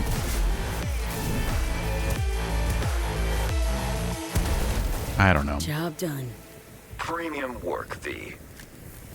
I'm closing the gig. Like none of these changes sound bad. Like when you read it over, you're like, oh yeah, that probably would be a better game than the one that I played. Unfortunately, I already played it, so maybe I'll check out the DLC with this stuff. But I didn't have a great time with it to begin with, so I don't know. You know, I don't know. Hack that car, make it explode. Sure. I don't know. Like again, you know, police stuff is something the game has needed for the last 20 years, however long this game's been out. Feels like it's been out forever. I don't know. Like all of that stuff is these will probably make for a better game. At some point, you almost become a little envious of someone who hasn't played the game, because they will undoubtedly have a better experience than the one that I had. Bravo, V. I only hope this won't mark the... But as someone who did finish the game again relatively recently when they added all the cross-save stuff, I guarantee. I think that the main story is still shit, basically. So... You literally just started the game on Sunday. So maybe hold off. Maybe hold off. About what we've just seen is maybe wait a month at this point. Gameplay designer from CD Projekt Red. You're like, welcome to Gamescom. Hey, I'm excited to be here today. Well, we're excited to get in depth about what we just saw, because there are a lot of upgrades coming. We just saw a lot of upgrades and changes that are coming to Phantom Liberty. Where do we even start? So basically, we've prepared a major overhaul of the gameplay experience. So for example, with our absolutely redesigned perks system, we prepared many cool playstyles and many cool abilities to try out. For example, deflecting. It's just such a weird. It's weird, right? I mean, grabbing your enemy and throwing that enemy around. And on top of that, that they are doing. I mean, it's cool that they're doing this. Like, don't get me wrong. I'm not like shitting on the work or whatever, but like, it's a little weird all this time. Single player game, story driven game. Even further customize their playstyle to be like, oh yeah, we're totally gonna like. Are that many? It must be, but like, are that many people interested in playing the game again? Exactly right. So vehicle combat is a massive addition. Players now will be it's a bunch of side stuff that I didn't do, but they will be able to use mounted weapons like and rockets. And on top of that, they also will be able to take remotely control over vehicles. So, for example, crush them or into like some group of enemies. Wow. And, sorry to interrupt. One more thing is that car chases are gonna be a new, renewed experience with the revamped police system. Okay.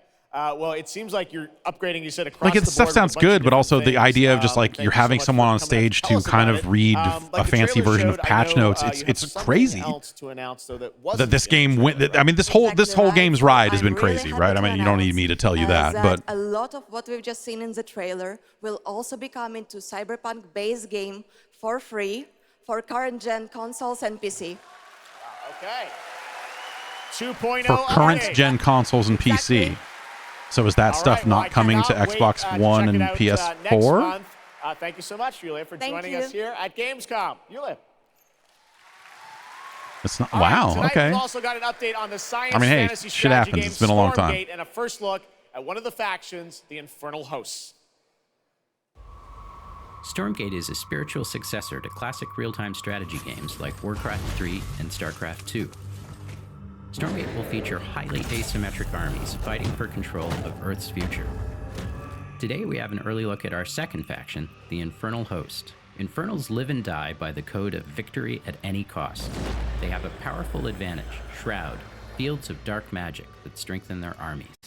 The lowliest Infernal units are the Worker Imps. You might think they're cute, but don't get too close. Between these powerful lumbering brutes and the fiends that they unleash, Infernals will sacrifice everything, including themselves, to emerge victorious. On the music front, the Chainsmokers are advising us on our soundtrack. I'm sorry, what? We're working with composers like Frank Klepacki of Command & Conquer. We'll share more later this year. We got Frank in a room with the Chainsmokers. Set him loose. What? Why? What?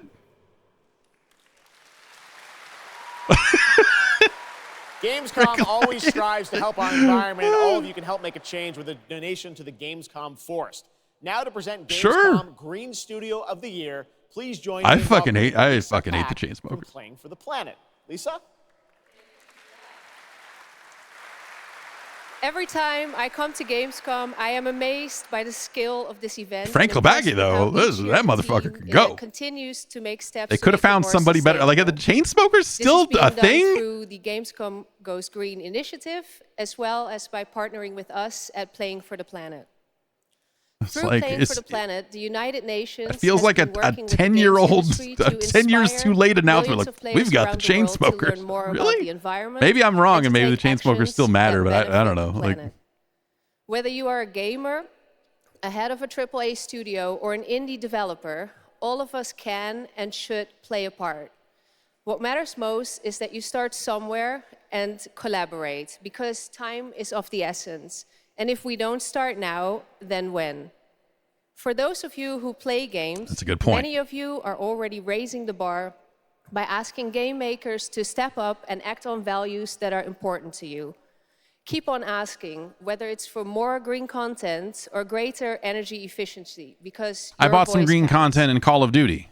For this year's Green and when I Studio kill of the Year people, it award, makes gigantic we weed have been leaves looking for appear. bold, system-changing, innovative, Is that what we're talking about? A and Snoop creative Doggy ways to tackle Dog. the climate crisis, and all nominees this year have done an amazing job. The way we win on climate change is to stop emissions from happening in the first place, and that is exactly what this year's award winner is actively trying to do. The nominees for the Green Studio of the Year, Blowing up oil rigs? What are we actually doing here? applications are Frontier, Ubisoft, and Xbox. And this year's winner is Xbox. And here to accept the award is Phil Spencer, the head of Xbox. Didn't they just put out like the conflict minerals report, and weren't they doing like notably worse than they had been? I'm accepting this award on behalf of an incredibly talented team at Xbox that has worked very hard to put tools in the hands of developers to allow them to see the impact of their code on the energy draw of the consoles. We do this so that we can all play while we continue to make the world a more sustainable place. Thank you very much. Thanks, everyone. Yes, they should do that. Congratulations to Phil and Xbox. Great to have that award in the show. I'm now here with Judd Cobbler, the founder and CEO of 11th Hour Games. Judd, this is a big moment for you guys. ARPGs have had an incredible year, but you're an independent studio that has been building this game for a number of years, and we're excited to tell your story. So tell us a bit about The Last Epoch. Absolutely. So Jeff, thanks so much for having me. First off, before Last Epoch, I was not in the games industry. I was just a die-hard action RPG player that dreamed to And a member of the community-made Chainsmokers. action RPG. And with the help of our community and Kickstarter, we've been able to make that happen. And so in Last Epoch, every single skill in the game has its own transformative skill tree. We have 119 skills in the game so far, and we're adding more every single patch. We also have an awesome deterministic skill system, deep and interesting loot, and multiple in-game systems for endless playability. And Jeff, tonight we're excited to announce our newest class, the Rune Master. The Rune Master has a unique mechanic where he's able to the evoke Rune Master. 40 different abilities with a single button press, making it super exciting and fun to experiment and find your perfect play style. And the Rune Master is going to be joining us September 7th, and will be available to play here all week. Yeah, this is gosh, this has been in early access since 2019. Of this game. I encourage you to check it out. And right now, we've got a first look at the Rune Master. Thanks, Judd. Appreciate it. Gosh. 5 years ago, Last Epoch was a community dream. What if we, the players, could band together to make the next great ARPG? What would that game look like? Lots of character classes to choose from. Every single skill would have its own build-defining skill tree. Reaching in-game would be just the beginning, and it would be updated for years so we could play forever. Also, anime ladies that you can fuck hard. Last Epoch makes crafting. We're making this. We're making a video game for us. Again, it's genius. I think this is the most innovation we've seen in a trade system in an ARPG. You can fuck the anime girls in at really least a hard. decade. It's genius.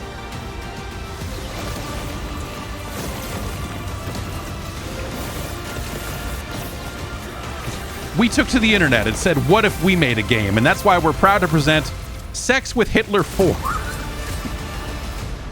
Oh, fuck, man. A really cool game. Speaking of cool games, please welcome the winner of Best Mobile Game last year at the Game Awards, Ben Brode from Marvel Snap. Hello, Ben. Oh, it's whoa, you. Whoa. I know we won Mobile Game of the Year. You did, yeah. But we just finished rebuilding the entire game to run natively on PC. Okay. It looks insane. And I'm here to tell you that, like, literally, you can just fuck the 5 cards. minutes No, ago, I gotta we stop. launched I the gotta game on Steam. Okay, it's on Steam, rebuilt. Now. Yes, that's fantastic. Hasn't it now, been I on know Steam anyone for a actually while? watching the show on all right. Twitch, if you watch more than 30 minutes of ONL tonight, there's a special Twitch drop, a Spider-Man variant from Marvel Snap. And right now, we've got an exclusive cinematic to show you from Snap. Check it out. Thanks, Ben.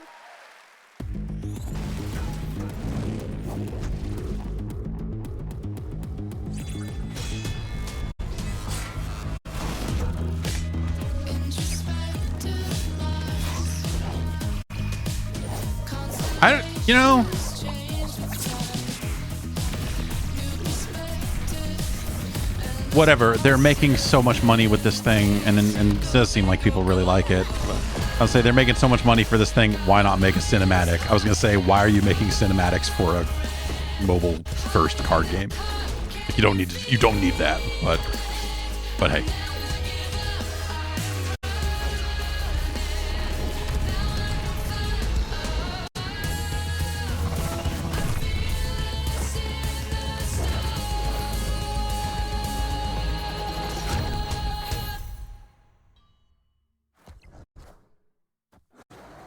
It says now available on, but hasn't that game been on Steam for a long time? Am I crazy? Ready to get out there? Yeah, it has been. Okay, yeah. We have a lot to talk about. Classic. If I drop any day, it's a classic. Any wave that I'm on, it's a classic. Hey, you heard that? Classic.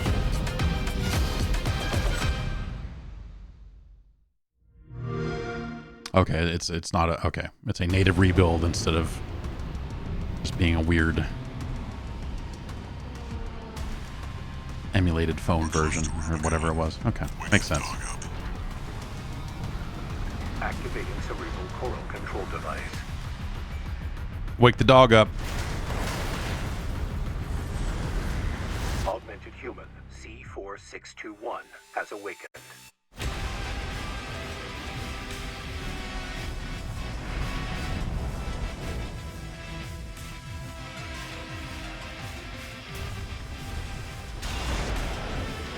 This does look really good. This looks good. Call sign Raven. Priority subject for termination. High on the list. I'm really curious to see how this thing fares.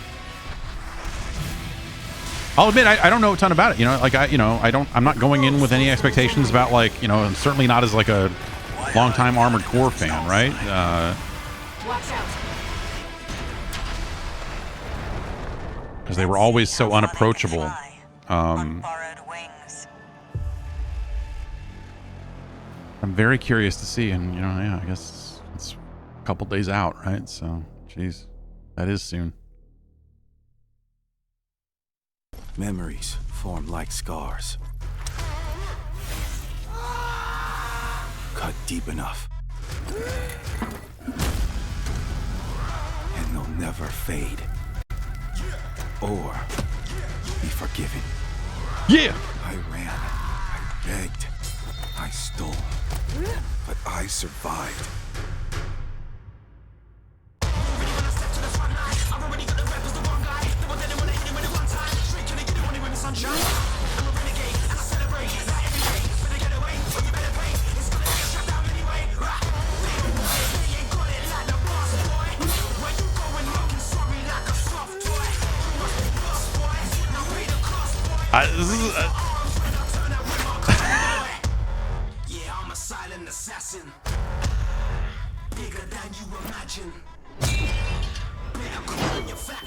Put all this in the game.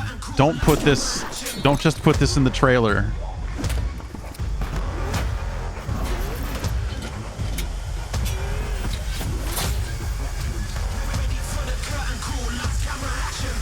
Like if they had it, if the whole vibe of the game was like this, the actual game was, that would be really interesting. I'll fight until I stand. But it never is. You know? If you're free to play, check it out. These dudes are wearing armor. That was Warhaven, and the Melee multiplayer PvP game will hit Steam Early Access on September 21st. Next, I am so excited to welcome to Gamescom the creator of Mortal Kombat, who's come all the way to Gamescom. Like, what was there was another trailer recently, just recently, that had, it was the Call of Duty trailer that had fucking another somber fucking bullshit cover of a game. You're just like, Boone. You're like, we're still doing this? Didn't anyone get the fucking memo that this was dumb forever ago? Hello, Ed. Hey, Jeff. Fancy seeing you here.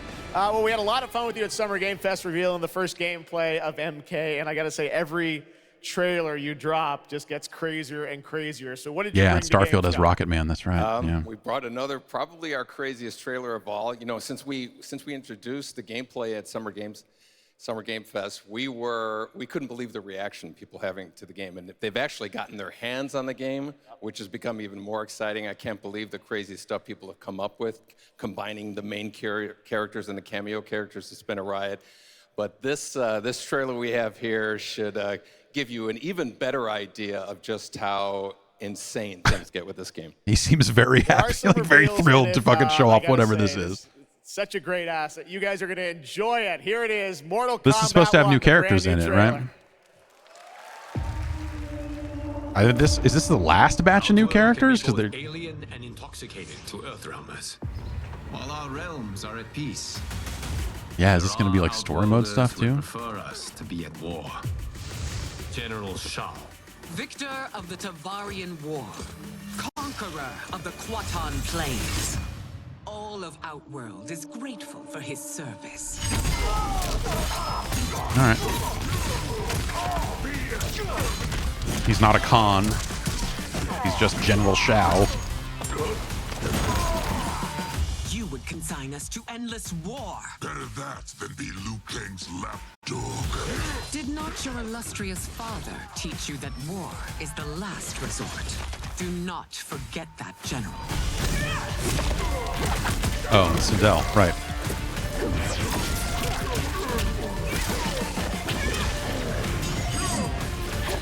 Oh, so is that... Oh, yeah. Fucking fucking cameo. Fuck. Sure. Yeah, punch him. Yeah. Do the thing. To honor my late husband's legacy. Oh, man. To continue the tournament. That's real crazy. With Lord Liu Kang. Empress Sindel. Let us meet your champion. Earthrealm's champion is Raiden, Your Majesty. Is it me, or is Earthrealm's champion scrawnier than usual? He has earned his place. by embodying the very best qualities of Earthrealm's people. I am ready, Your Majesty. Whom shall I face?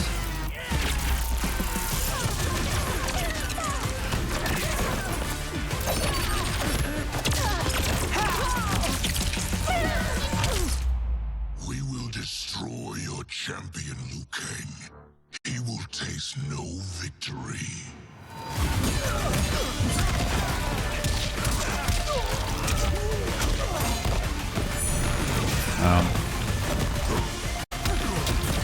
Crazy axe moves.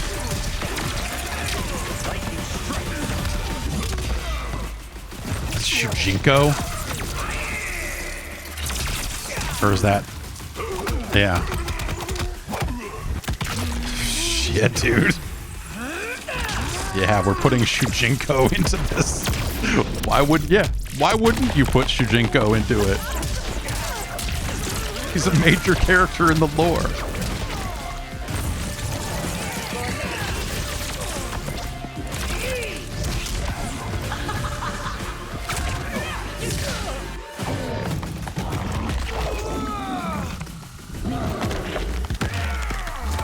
I kind of wish, you know, like, I get why you got to do it, because you're going to sell costumes and all this other stuff, and also the moves have to hit in a universal fashion. But the way masks and hats disappear when the fatal blows hit always felt like kind of a weird shortcut to me.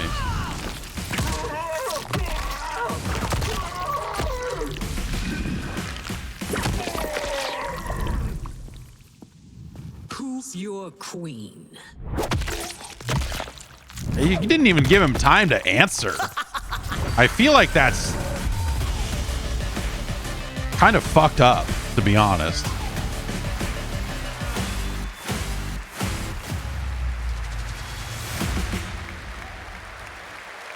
So is that, someone had said that they had the final numbers of All right, time for a tonal shift.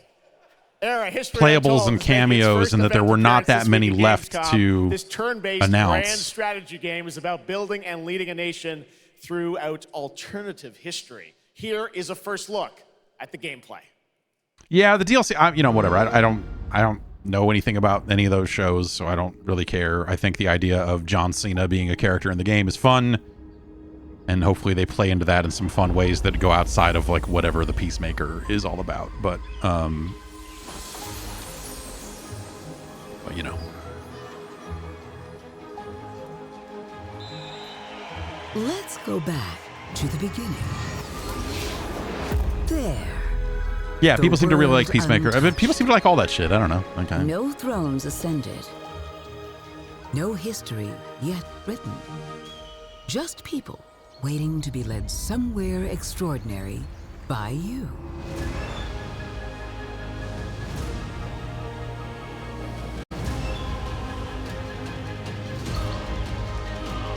George Washington's ready to fight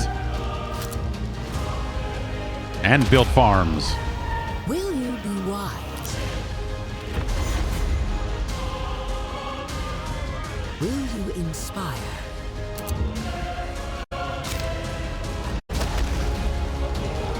So we haven't seen Alan Wake 2 yet, right? Is that going to close the show?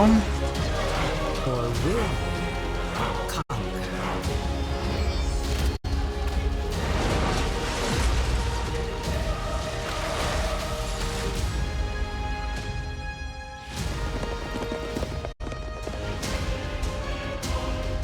However you choose to change the world, one thing is certain. History will never be the same.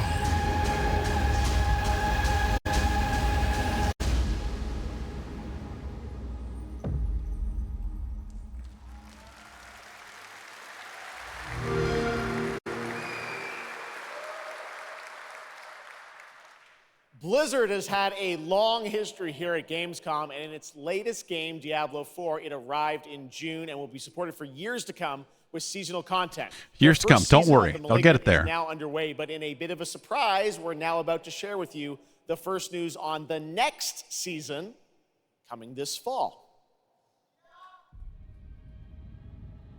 It started small. Oh boy. Nameless people that no one would miss. Dead. Discarded. throats torn open. The church ignored the killings, even as fear mounted like the bodies. The desperate and the brave fought to end the corruption. But they were too late.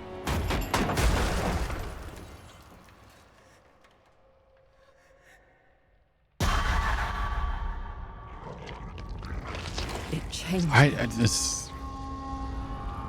Killed them. Brought them back. Hungry. I have fought this plague a long time. We need something different. A survivor. We do need something different. You're so right. And none of our weaknesses. Someone unexpected. Oh, this looks terrible. This looks real bad. You know, it's not, you know, it's for a thing that's not out until like October or something, November or whatever. But like, what is? Track them. It's got a real. Kill them. In the realm of darkness, we are the beacon of light. I don't know. Blizzard did a good job with a lot of CG stuff for a lot of years, you know, and I don't know if they can just get away with putting out something like that. I guess they just did, but that doesn't. Gamescom, please welcome actress and producer Gemma Chan, who is voicing the role of vampire hunter Eris in the Season of the Blood, and the general manager of the Diablo franchise at Blizzard, Rod Ferguson. Welcome to Gamescom. Hi, everyone. Gemma, this is so exciting to have you here.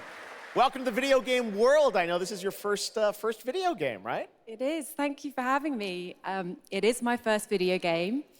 I have always appreciated the power of storytelling in all its different forms. And in some ways, video games are very much like interactive cinema now. So I was so excited to play this character. So true. Yeah, thank you for inviting me into the world of Sanctuary. You did an excellent job. I can't wait for people to hear you. Yeah, this is exciting. You know, season 2, which will be coming, as you said, in October. What can you tell us about the character that you're playing, Eris? So, She dies. Eris is a seasoned vampire hunter. She is going to be your badass warrior companion as you fight your way through the perils of Sanctuary. She's complex. She's seen quite a bit of horror in her lifetime. So initially, she comes across as a little bit cold and jaded. But in a fight, she will definitely have your back. Good to know. Rod, I just, you know, they should just fill it full of a bunch of Aerith jokes and just like, Jeff, fuck you know, it, man. Diablo is about creating that Have fun. ultimate power fantasy. And obviously, a lot of people have been doing it. We have over 12 million players and 1.3 billion hours played so far. And I just want to take a second. It's okay to stop playing a game. We're so appreciative of their enthusiasm and all. It doesn't have to be a season. Like, not every game has to be something that you keep checking back in on every 3 months to see like what they're doing. You can just go play something else. The ultimate power fantasy is to play a game and go, all right, I finished this thing, and now I'm going to powerfully move on to something else. And ultimately tracks down and faces off with the big bad vampire lord. Now, that's season 2, and that's October. So we still have lots of time to jump into season 1, the season of Malignant. So, you know, seasons are a great time to start with Diablo colored because we all begin gem at the same slots. place. So come join us in Diablo. Yeah, come join us. Amazing. All right, well, thank you both for making the trek here to Gamescom in Germany, and we can't wait to meet more. I don't know. I gave season 1 a shot as much, you know, like probably more than I should have. And now it's time for another world premiere. This one is a European-made game about hope, love, friendship. Was just like, I'm not liking this. I'm not having a good time anymore. And so I still have it installed, but I am not actively playing it. Lurks around every turn. Maybe I'll check back in on it a few more times here, but if it doesn't, embark on a fateful road trip to discover their true. I had a good time with it. Oh, we're just and I'm okay not playing it anymore if that's how it goes. This music. I believe the kids call it K-pop music. Just K-pop. Turn it down. Leave my music alone. Shut the hell up. I'm mad about K-pop. Words have power. They can give you strength. Ready for this? Stand still. Words can bring people together and tear them apart. But if words hold so much power, he has no respect for you. She's right. The question is, what do you have to say? I think we can all agree that my trailer voice was better than yours.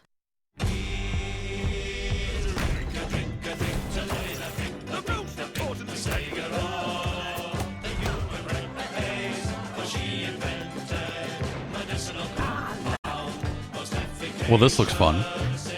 Is this one of the... Because Panic's... Did the Panic have their thing already, or are they having it?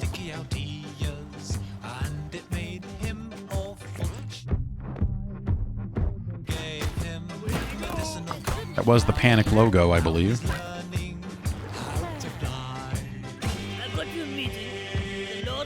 Yeah.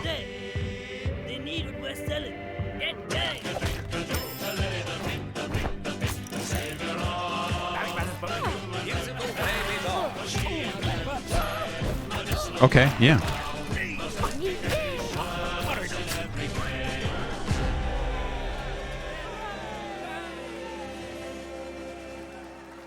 Huh.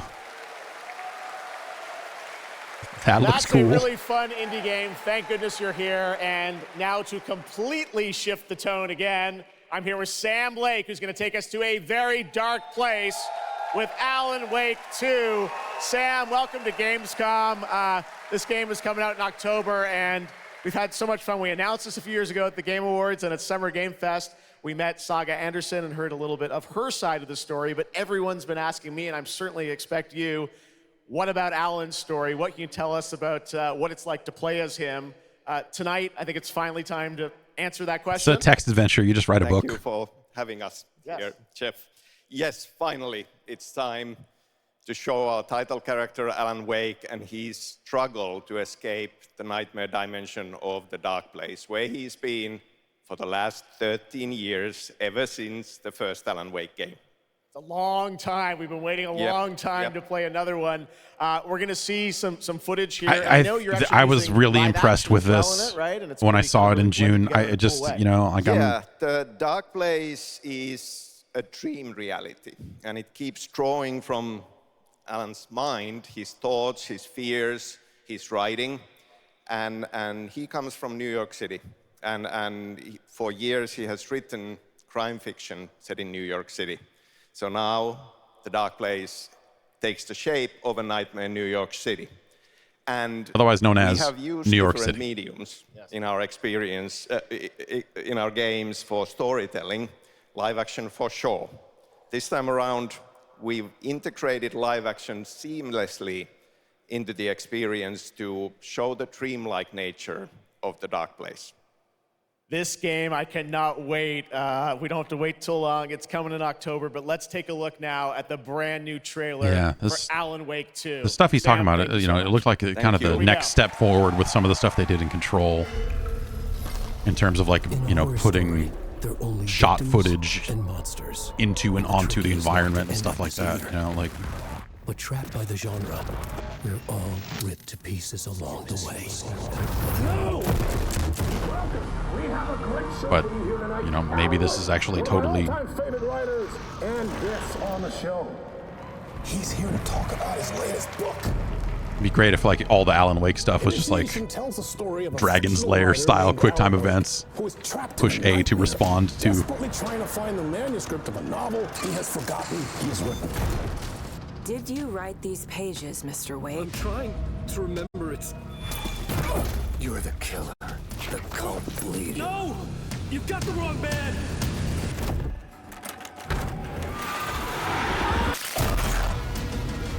It's my fault! He got out! Wake has a double. Where is he now? Wait, there's a Dark Alan that's still in the Black Lodge? Hang on now.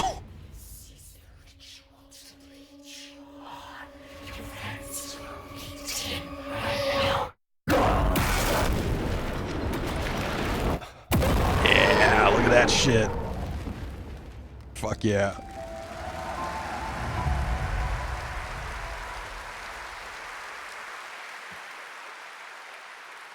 That looks absolutely amazing, and that's going to do it for Opening Night Live. We have so many amazing games coming this fall. I want to thank all of you for being here. Not a tonight, hugely long watching online. trailer. Gerstmann, thank you for co-hosting. Huh. And I got to say, we got a lot of great games coming up in the next few months, so I hope you enjoy the rest of Gamescom and get ready for what's going to be quite a debate about Game of the Year. And speaking of the Game of the Year, I'm happy to announce tonight that the Game Awards will be returning live this December, and we've got a date for you. Thursday, December 7th, the show will be streaming live everywhere. It is our 10th show, which I can't believe. We've been doing it for 10 years. We'll be live at the Peacock Theater in LA on Thursday, December 7th, and I hope to see you then. It's going to be a very, very special show. 10 Thanks years, again for watching Gamescom Opening Night Live. We'll see you again next year. Good night, everybody. Yeah, invest in barricades for that show. Put some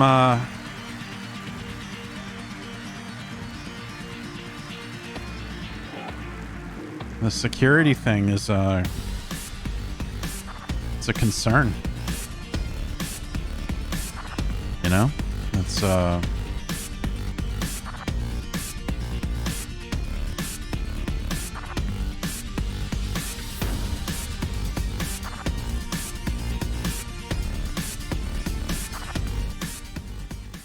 well, I don't know. That kind of as expected, I think, for how the Gamescom show usually goes. You know, your big kind of Hoyoverse slot and some movie segments to kind of help foot the bill and stuff, but I don't know, like new Alan Wake stuff, like that was just it was a really short asset, you know. It was like I think Alan Wake is one of the most exciting games left to come out this year in terms of, you know, from what I've seen of it. You know, I think the stuff that they showed looks cool, but it's kind of, you know, like it was not the longest, like meatiest, like, oh my God, you know. They showed some Call of Duty gameplay. They showed, you know, like they had themselves another Armored Core trailer here right before, you know, that's going to ship. And, you know, I don't know, decent variety, I guess I would say. Capcom wasn't there, but yeah, you know, TGS is around the corner. So if Capcom's going to show stuff, they're going to have stuff at Tokyo Game Show. So that's just how Capcom is going to do it. So I would expect them to have something to say there. But yeah, I don't know. Like, you know, I think within expectations, like, you know, it was like new footage, new trailers on big games you want to see, and some other stuff, right? So, kind of cool that they got Todd Howard out there so close to the launch of that game. Like, that's, you know, that's a fun, cool get to have him there. Yeah, I don't know. Again, you know, I think they, you know, Keeley himself kind of telegraphed it a little bit up front. It's kind of saying like, hey, you know, not really focused on big new announcements here. It's kind of like, here's some updates on some stuff. And sure enough, that's what it was. So I think, you know, within those constraints, like, I think it's fine. You know, within the constraints of also it's Gamescom, I think this was a better, tighter Gamescom show than some of the other Gamescom shows they've done, with a higher bar of entry for some of that stuff. When you think about how in past years we literally have had, like, here's 45 minutes of, you know, farming and tractor sims and all of that. Like, this was a little less focused on, you know, and you know, maybe that's not to its benefit, but it was a little less focused on games from European developers. I you know, we'd have to go through and check, actually. Maybe that's not entirely true, but because Alan Wake is you know, but I guess I mean, you know, that big long segment of farming sims and you know, like all of that stuff that you kind of expect out of the Gamescom show is some Gamescom-ass Gamescom games. You know, like, here's the stuff that was not going to make an impact at E3, so we saved it for Gamescom. And it's all these, you know, like, smaller European devs making super, like relatively esoteric often back in the day, PC only farming sims and whatever else. So we didn't get that.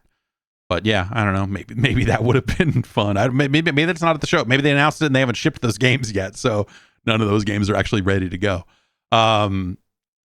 So yeah, I don't know. The Nexon stuff, like, I don't know. Like, we're the you know, it's fun to joke about, like, look at all the anime games, but like those jokes kind of went out of style 15 years ago. And so now it's more like, I think the problem I have with a lot of shows like this is it can be difficult to get super excited about a lot of these games from, and maybe this is just me, and maybe this is dickish of me, but like, I don't want to hear about most of the stuff that a company like Nexon is putting out until it's out. Because it's hard to, you know, like you see these action-packed trailers and like all I can think about is just like the free-to-play nature of a lot of this stuff and the way that a lot of that stuff will end up coming out and being sold or whatever else. And so I think it can be hard to go back to back to back in the Hoyoverse for as much as people love those fucking games. You know, so you get it. Like, of course they're going to have, like, that's like a major part of the show. Even if they're paying for that slot, you know, Genshin Impact is huge. Like, I really liked Genshin Impact when it first came out. I'm not saying it's a bad game. You know, Honkai Star Rail looks neat. I haven't seen anyone talking about it since it came out. I assume that there are people who like it, but I guess I don't know that for sure. But yeah, like there's a certain kind of limit that you hit with gacha games that when you show that multiple of them in a row, that you're just like, these are really pretty. And I don't like, those are games I'm perfectly happy. And this is weird because, like, in theory, part of my job has been to kind of be out there playing games early and helping other people make decisions. But, you know, with so many games coming out all the time now, like, that's not realistic. And so I end up in this position of just like, hey man, if Zenless Zone Zero ends up being amazing, I'm happy to hear that from someone else and give it a shot. I don't need to be the first to the fire on that one. I don't feel the, especially, you know, nowadays, but same with a lot of the other kind of free to play stuff that, you know, Nexon is putting out. It's like, I'm perfectly okay. Like, if word of mouth on that is incredible and people are like, oh dude, you should really give it a look. Like, I'll happily, yeah. If people on the Discord, you know, patreon.com/Jeff Gerstmann, you want to, if they're like, no, you really should give this a look, like, I'll happily do that. But like, there's a lot of stuff that I don't necessarily feel like I have to rush to see when it comes to some games like that, like, for better or worse, you know, like, that's just kind of because there are so many other games coming out that it's really easy to just go, well, these gacha games, they need to be real special if I'm going to jump on it early. And I think Genshin Impact, came with that pedigree and came with that early word of mouth that it was like, well, I need to see this for myself. And I was like, actually, this is really fucking cool. Like, the monetization is a bummer, but you know, it is what it is. But I don't necessarily need to rush to the next one of those and the next one of those and the next one of those and the next on one of those and this one, you know. So I think that's just, you know, like, it's hard to get, like, super excited about trailers and pre-release information about games like that, because you look at it and go, this looks really cool. Will it be any good? We'll see. I don't know.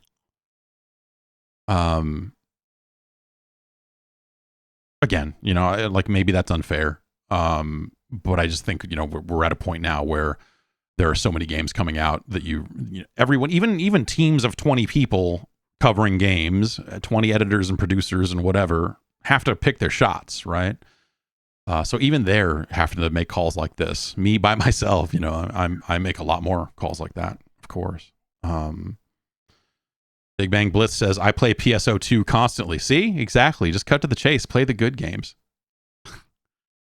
I keep meaning to dip back into PSO2 and see how little it's changed since the last time I looked at it. But Yeah, everyone's kind of got their own stuff that they'll get hooked on or not hooked on. Like, Destiny in some ways is like, for me, is kind of fallen into that gap. And I played Destiny for a lot of years, and then I hit a point sort of like I was talking about with Diablo, where it was like the game that Destiny 2 has become, the update that they have issued, is not something I'm interested in engaging with anymore, and I'm going to uninstall it.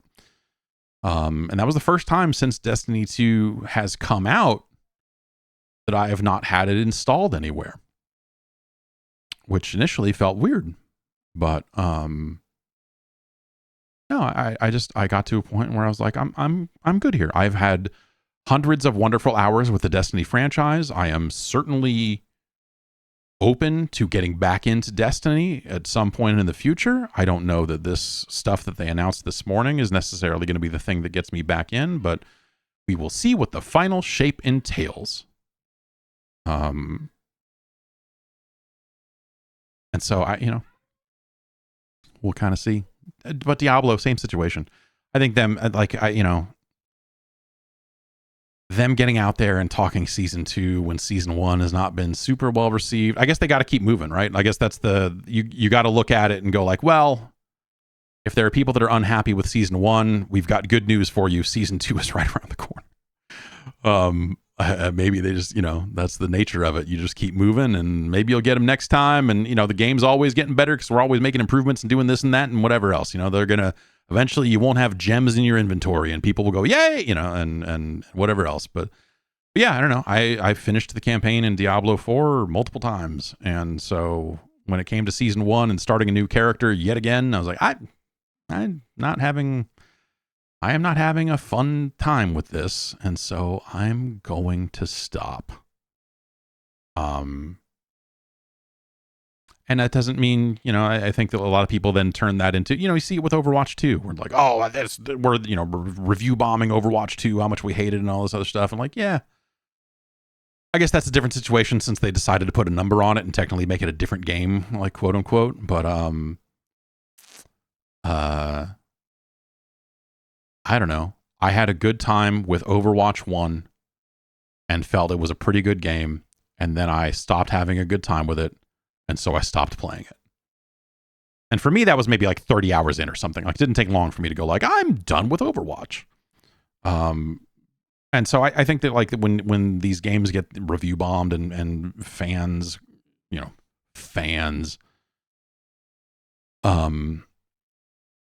suddenly decide that because the game's not going their way, it's the worst thing in the world, and they've got to go review it, and you end up with these Steam reviews that are like, has played 1,100 hours of the game, and the review's like, this game's fucking garbage. It's like, well, why did you fucking play it for 1,100 hours then, dumbass? You fucking idiot.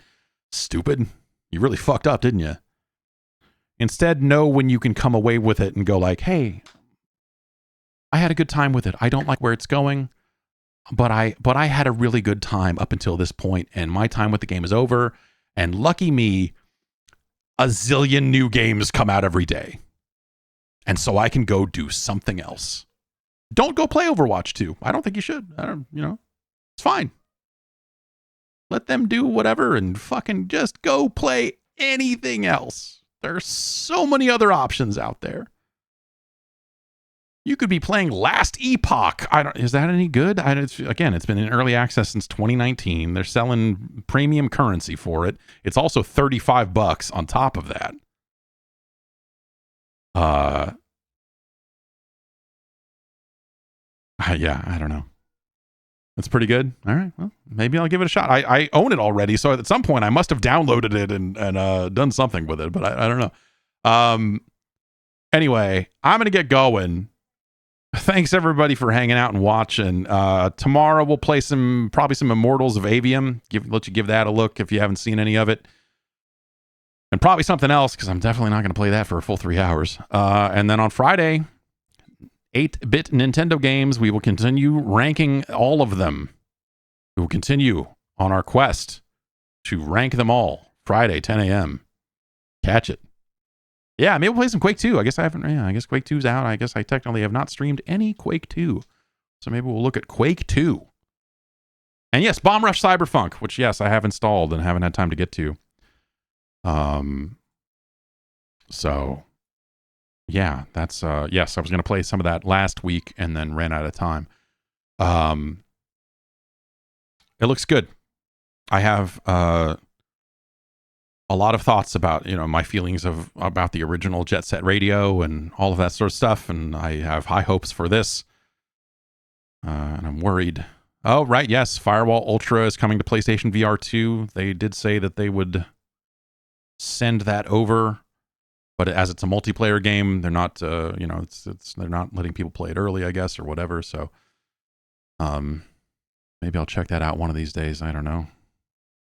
Kick the dust off this PlayStation VR headset over here.